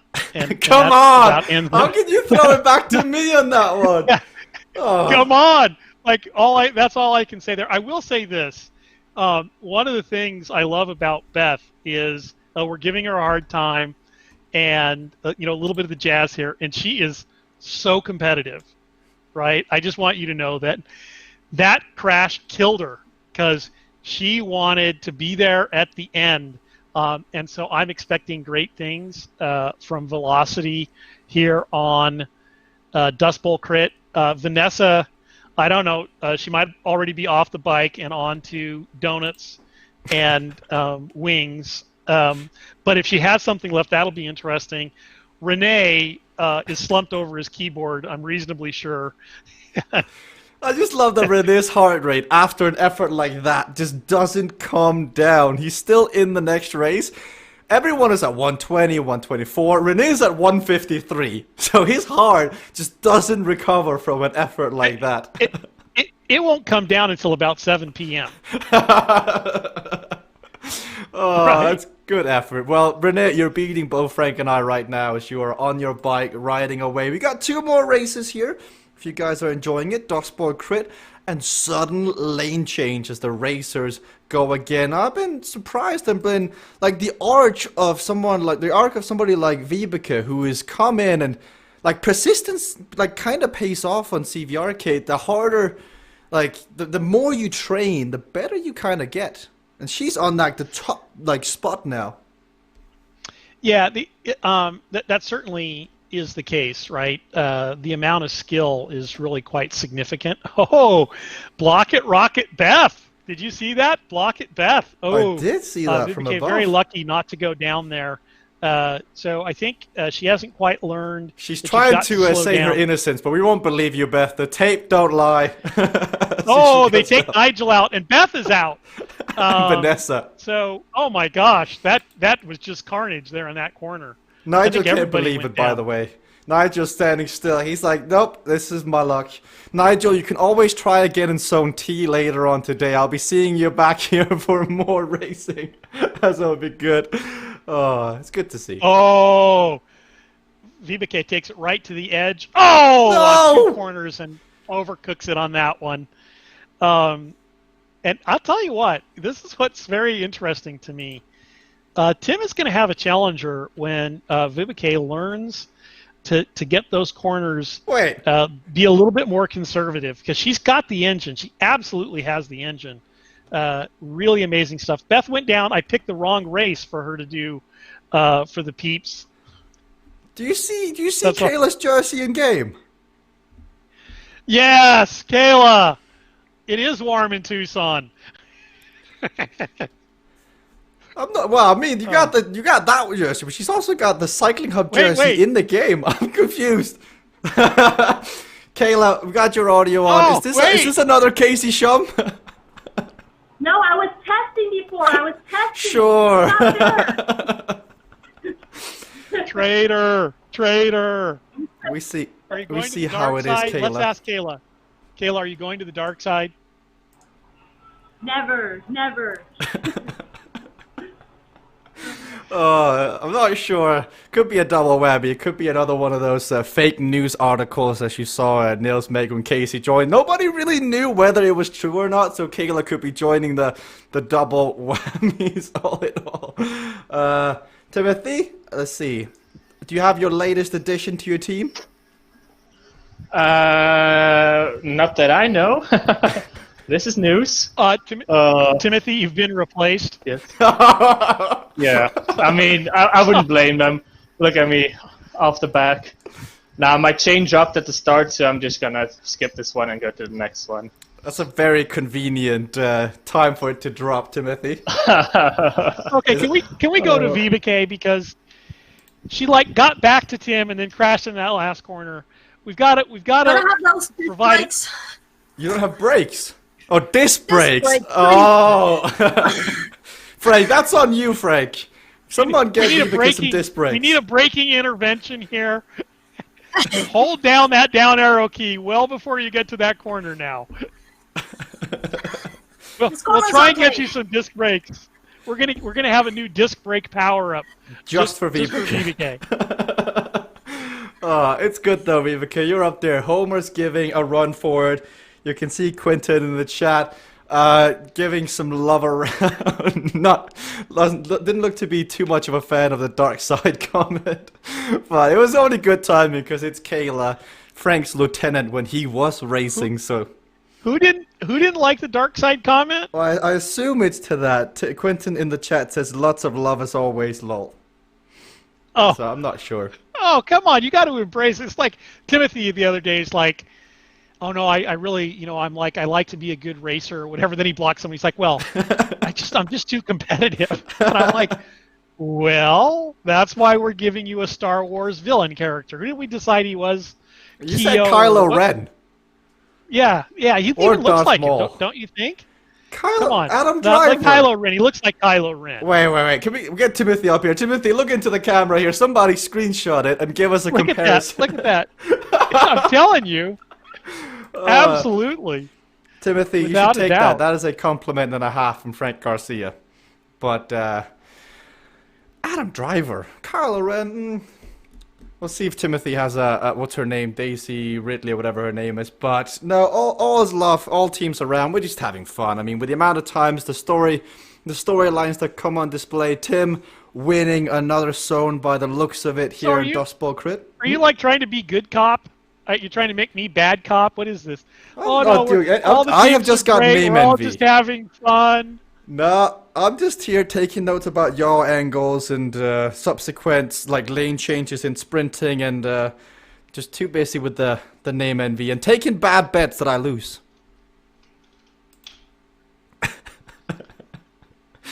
Season 2 of the World Cup is going to be interesting. I feel like these 2 weeks, 3 weeks, I've done more in terms of the narrative of the platform than the last 9 weeks of racing have. Very interesting. So, Tim looks kind of serious. Look at that. I'm not surprised. He likes Dust Bowl. He'll just got to win on Dust Bowl Crit every time. Like, I can understand that. Spiral. On Dark Matter Velo, if I'm racing that, I feel like, so long time ago now, but I'm sure Timothy shares the same feeling that you just come to expect a certain level of standard because you practice it and everybody knows that you're good. And so if you don't win it, it's kind of a knock on your ego and your pride because you spent so much time, you may as well win it. Do you not feel that way about any track? Yeah, no, I think that, as I said earlier, I think, it's mental, right? You get into your head that you're good on this track, and I'm watching the. It could just be Tim is just riding a workout ride. Tim, is that the case, or are you taking this to the next degree? I'm trying to beat my lap time every time. So first lap I did a 2:57. So I'm trying to work less but get the lap time up because I'd love it if I was racing some people, but I'm not. So. I'm on for a 2:55, and that's what I just try and do each time. That's a spicy comment with 6 or 7 people chasing you down. How to make friends. But, I mean, you're winning. You're off the front. We'll see. Let us know by the end if you've beaten your lap time, as that'll be tough to get to. Frank, is that, why? Why? Why? Hold on here. I'm pulling up the lap times to see where things sit. Only since I'm not moving, it doesn't work very well. But I was 2:55. Those are some pretty consistent lap times as well. It would be interesting to know. Homer is being chased down here by VBK, but he's using a power up to extend the gap at this point.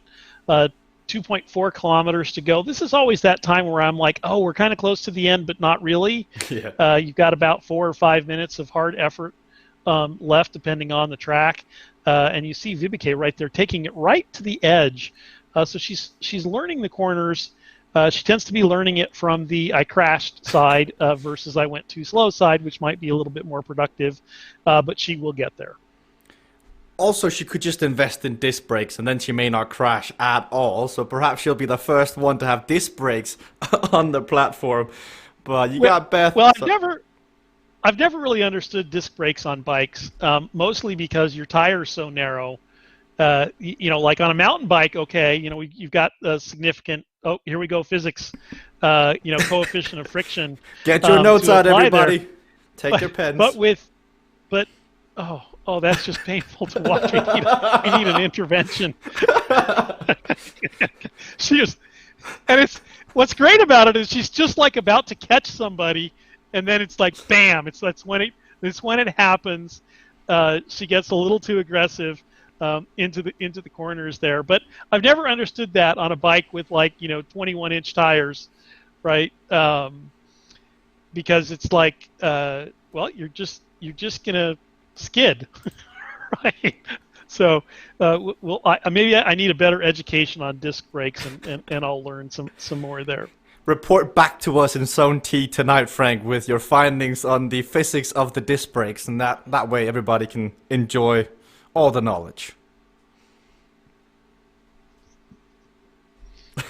I think Frank's too busy looking up lap times on Tim here to see where he's at, because he's only got one more lap remaining, and then he will be done. If you look at the scoreboard, you'll see 146. Homer Thompson in second place. So Homer with a great effort here on Dust Bowl Crit, the newly acquired teammate of Team Cognition. Vibeke Vanessa once more. So back-to-back racing for her. Rene at the back. If we just see him as well. He is just chilling. You have him on camera? No, I do not. No, that would be awesome. I can do my best Rene impression, but it'd be like T-bones. 2 T-bones, Rene, if you get on camera. 2 T-bones. See, Rene, I must be hungry. I want to give food to everybody today. I would love to see Rene and Vanessa on the same stream. That would just make, first week in 2020, the year's over. Cannot peak. Let me try this again, Jesper. Boy, I'm really hungry. I have food. Oh, Vanessa and Vibeke. Oh, the V's go down in the corner together. I'm not sure disc brakes are going to help, but disc brakes. She needs I don't. Stabilizers. Stabilizers. Oh, it's good though. It's good. She needs air brakes or something. Meanwhile, Tim's on the front. He's 20 seconds. Homer, in the end, very, very respectable race from Homer here. Kind of under the radar. To be within 20 seconds of Tim in a 4-lap race of Dust Bowl Crit is no easy task. Homer has done really well here. Tim, of course, just the automatic walkover when it comes to Dust Bowl Crit these days. But Homer Thompson, Team Cognition, well done here. I'm sure Allison, Sebastian, Jonathan, and etc. they can look on and be proud. I mean, even nailed that corner, Frank. Yeah, I think we talk about intervention, but the reason I talk about an intervention is I remember when we were before Alpha Test, when we were just doing prototypes, and me and Rick would ride, and we would crash in the corners. I literally thought I was going to have to go see a psychiatrist to help me out with this, just going through them too quickly. It's like, you need to cool it, and yet you just want to cook it, because you just want to shave that half a second, that quarter of a second, and then it ends up costing you big. And we had some running jokes, but eventually you find your groove, and then it becomes a huge advantage for you, especially over people who are coming into the platform, because it's just easier to crash than you would think. I think a lot of it is also understanding the platform. Like, if you take one day off, if you take 2 days off racing wise, it really just offsets your flow. So someone like Tim really understands, because he spends a lot of his day on the platform testing, riding. Like, we saw what happened to Moti. He went from being top 3 on the platform to probably the lower top 10 just from taking 1 week off. So if you lose that game flow, if you lose that, like, you have to feel one with the bike, feel one with the game, and understand how it works out. If you have that disconnect, Frank, it's like it's a whole different game all over again. Yeah, you definitely, if you take a week off, you're hurting yourself. You probably need to be on the platform every 3 or 4 days, going through some, hard corners and whatnot in order to really keep the skill levels up. Now, you have muscle memory, so it comes back quickly, but it does take about a week, week and a half for you to reacquire the timing and the sensations that are necessary for going through the corners, because people watch their speeds, but you also have a feel. You have a feel for when you can stand up and sprint, and those sorts of things. Through the various corners, through the various spots on the track, and then I think there's probably too much wind as of late, which throws a kink into the works a bit. But it's definitely something that you have to be game ready, so to speak, right? And be used to the speed of the game. We've got Tim here ready. Tim, I think we're all excited to know, did you beat your best time, the best lap time in that last race? Yeah, I did a 57, a 56, a 52, and then a 48 to finish. But I used my power up on the last lap, so happy with that. That was relatively quick. I mean, now you come into this, you're winning again.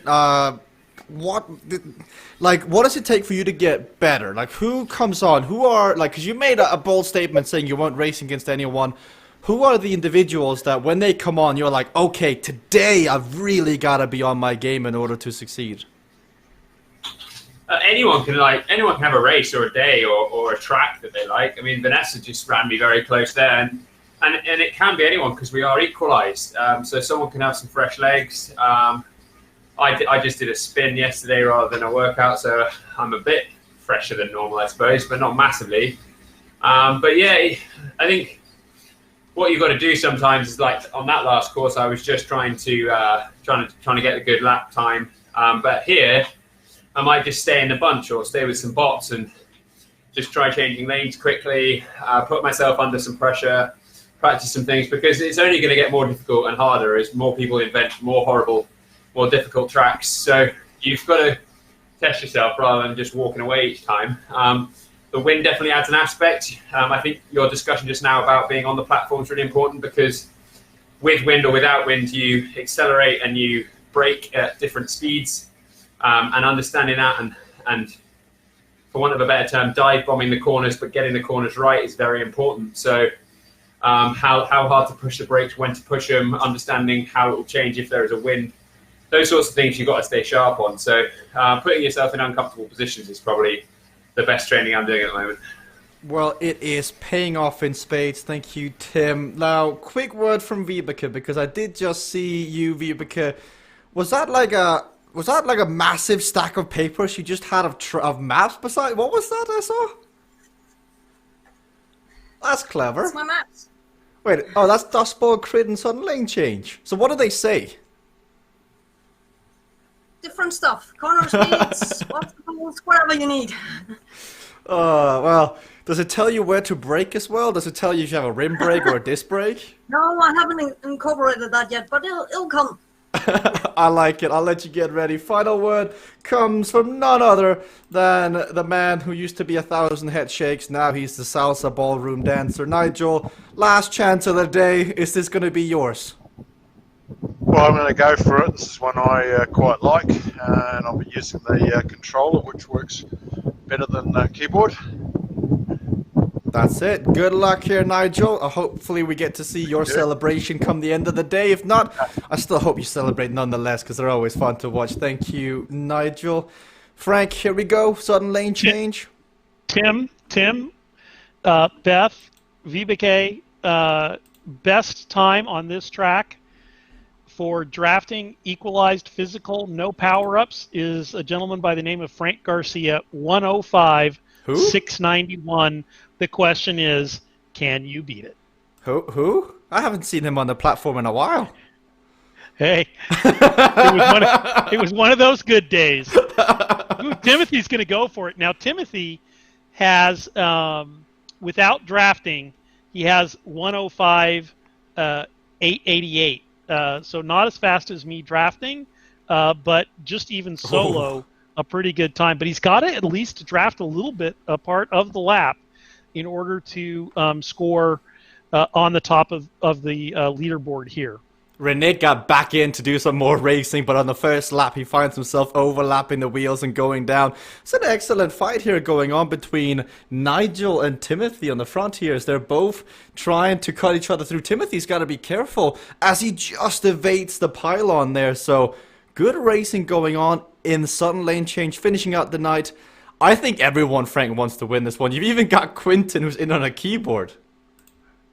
Yeah, it'll be interesting to see. I don't know what the non-physical top is.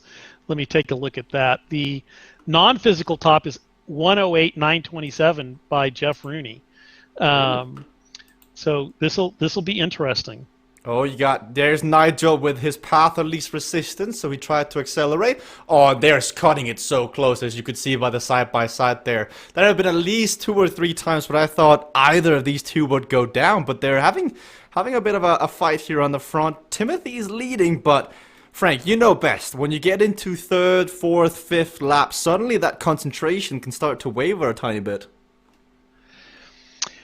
Yes, you try and get into a rhythm, and then people mess with your rhythm, right? And you see right here, they're going through some traffic, and they're trying to force each other, to make a mistake into a bad, section of track. Oh, there it is. There was it the is. mistake. Yep.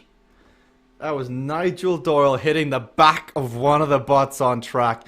It's such a difficult one because you do not know what's around the corner. But you can kind of anticipate where the butts are going to be because they're not that intelligent. Yes, and in that one, I think he rolled the dice and just risked that the bot wouldn't materialize in time. And at the last possible moment, the bot materialized back from quantum space and caught Nigel out. We've got Timothy. Timothy, you've got to draft at some point here if you want to beat Frank's record while winning the race. Is that something that's on your mind? Hell no. As simple as that.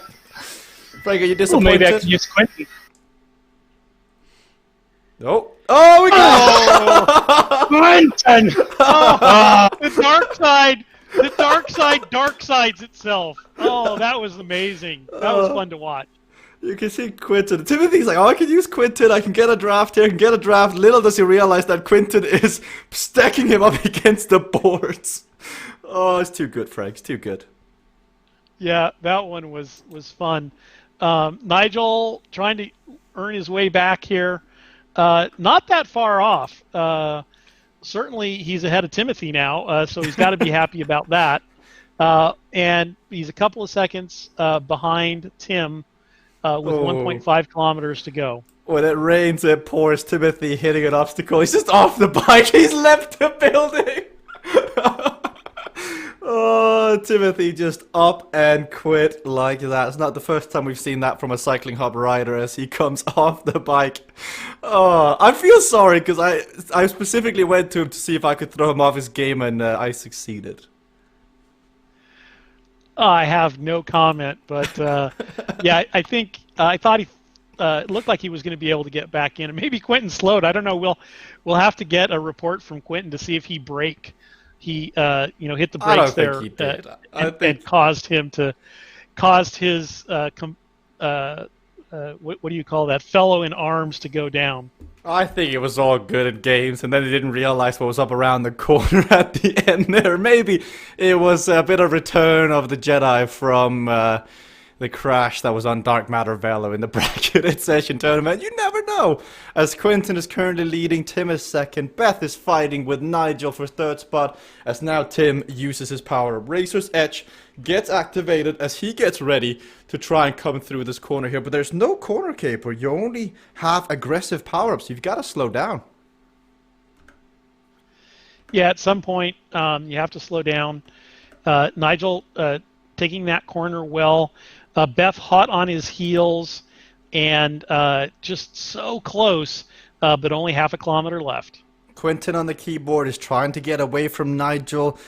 Quinten here on the keyboard is going to get second place if this holds up here. So he's fighting to get on the podium non-physically. He spent 2 hours on the keyboard getting in amongst the action. It is his rest day, but he couldn't keep out. He wants to be in here. But it is Tim who takes 2 zones. It was Nils who ran him quite close in the first zone. But it will be Tim winning both zones regardless. Good exercise as he laps Vibeke Bertram. Quinn's trying to take Tim right here at the end. Oh. Very interesting as they come into the final corner here. And there it is. The final. Oh, that's going to be close. Finishing straight. Quinten does not get it as Tim crosses first. Tim did take down Vibeke on the path there, but I think she just didn't realize that she was being lapped by Tim as Beth comes in fourth. Renee with a solid placement further down. And Kayla, who was riding with a jumper on before, she's back into CVRcade colors. Oh, what is the temperature here in Tucson? Only you will Siri, know, Frank. what's the temperature? Oh, actually, it's pretty cold here. What? Like so 90 degrees I take Fahrenheit? it all back. No, like 54. Oh, that's cold. So not very warm at all. Are you able to survive there, Frank? I mean, it is freezing temperatures for you guys. Actually, that's pretty cold. That's why you saw that Kayla was in a sweater and she was thinking it was cold. So well, 54 here in the afternoon is a cold day. We went to Seattle for the Microsoft Mixer thing we did where we were on looking for the game or Mixer LFG. And I remember Kayla being freezing, and it was like in Celsius. It was like 10, 12 degrees outside, 7 degrees, whatever it was. So I'm like, what? But I guess we can get Kayla's opinion on that. Do you remember that, Kayla? Like it was not warm, but it wasn't exactly cold. Yeah, no, I remember it because it was like 55 degrees. It's basically the temperature that it is now that it was in Seattle, and given that it was humid and everything. But yeah, it was cold. I just can't do the cold. That's why I live in Arizona. I was like, no. Spoiled for choice. I mean, the fact that you're riding with a sweater on in Arizona, I mean, somewhere around the world, there are people looking in going, I wish I had that weather right now. It's up high in Sweden is snowing. But good to see you racing today, Kayla. I know you'll be back in Zone T later on. With or without sweater, I guess you guys will just have to tune in to figure out whether that's going to be the case. Can have a word from Tim, as I think Tim may have just jumped off the bike if he's still here. Tim, there at the end there, you versus Quinten. Was that a bit of bragging rights between you? I don't think so, because if he had beaten me, I would have had words. Why? Oh, well, he's on a keyboard. That's cheating. But no, he was just practicing. Like, that's what we do. You've got to be able to, if you can do it at the right speeds with a keyboard, that you just need to translate that speed. Quite often I practice at the wrong speed and just take the corners gently, but if you can put some pressure on it, then it's kind of like race pace training. So no, it's good to have Quinten there. I don't know what happened to Vibeke, but it all got very confusing, and I'm very surprised I didn't crash at the end there. So no, good racing, had fun, 2 hours of hard work, so can't complain. Perfect, thank you, Tim. We'll see you again on Thursday for more racing. So we got Beth in here as well. Beth, good stream, but you did cost yourself some peeps, and you cost a bet here. So ups and downs, swings and roundabouts in today's racing. Yeah, well, I mean, lots of fun. I love the new course here. The R, it was a nice, conservative but hard-fought race. One crash. I was pretty proud with my track record. But I did enjoy sudden lane change. I made it through that without crashing, which felt pretty good. Early crash on Dust Bowl crit. But still, for over the course of the Omnium, just a couple crashes is pretty good for me. And I can see improvements. It's fine tuning, progress in inches, but you aspire to have the excellence that's displayed by some of the top teams and top riders. So always something to work on. And lots of fun. Great workout.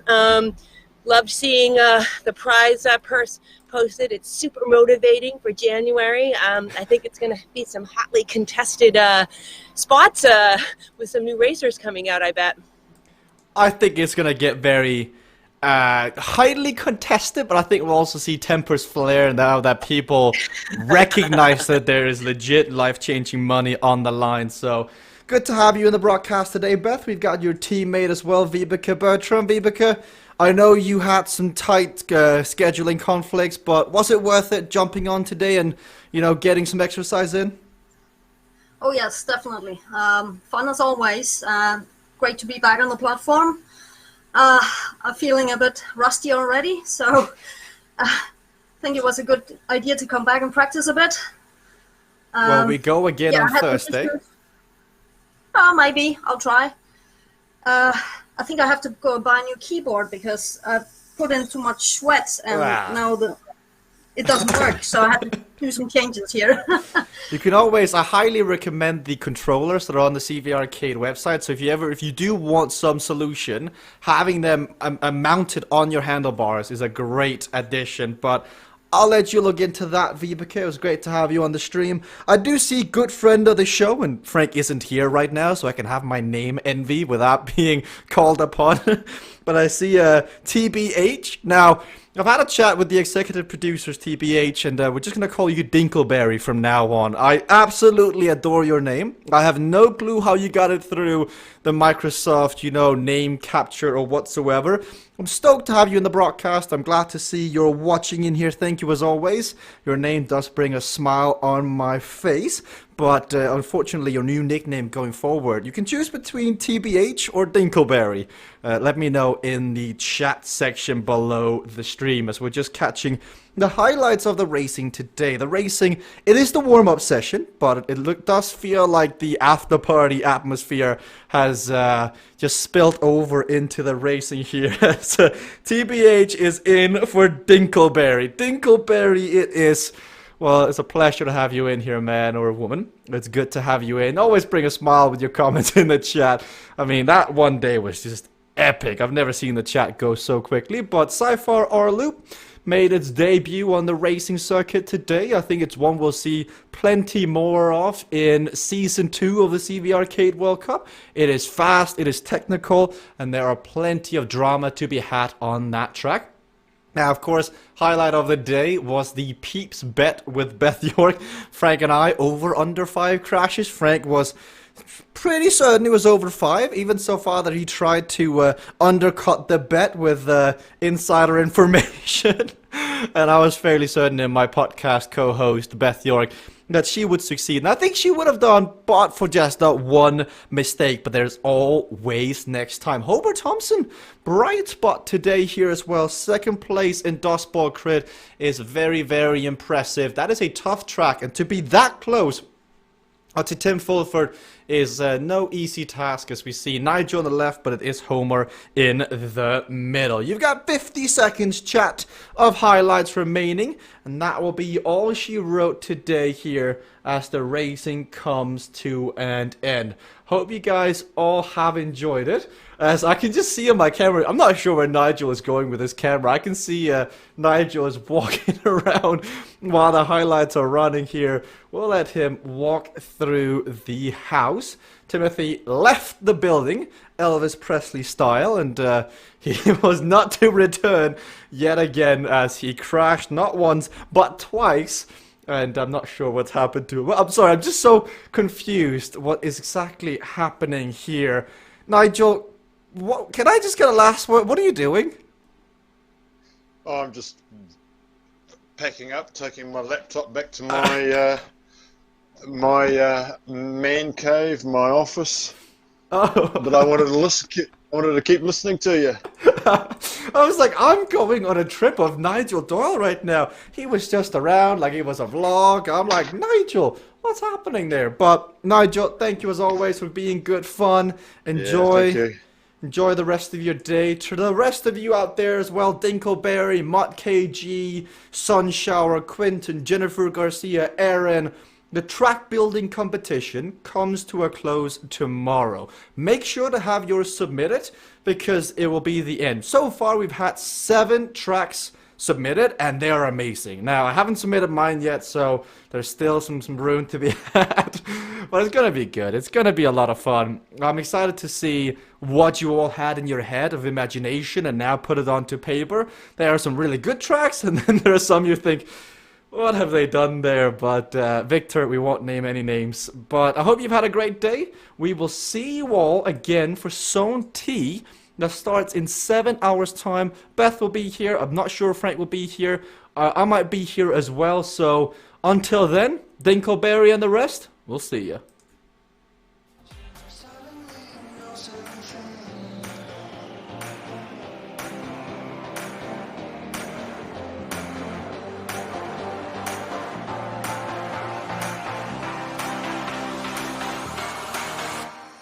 But no, Beth, your goes crashing down. Determination, the suffering, the ability to... And she's unleashed everything in this attack. See just how much that win means to him. All the marvels. Kayla versus Allison and to the line. Kayla Laguna takes the victory.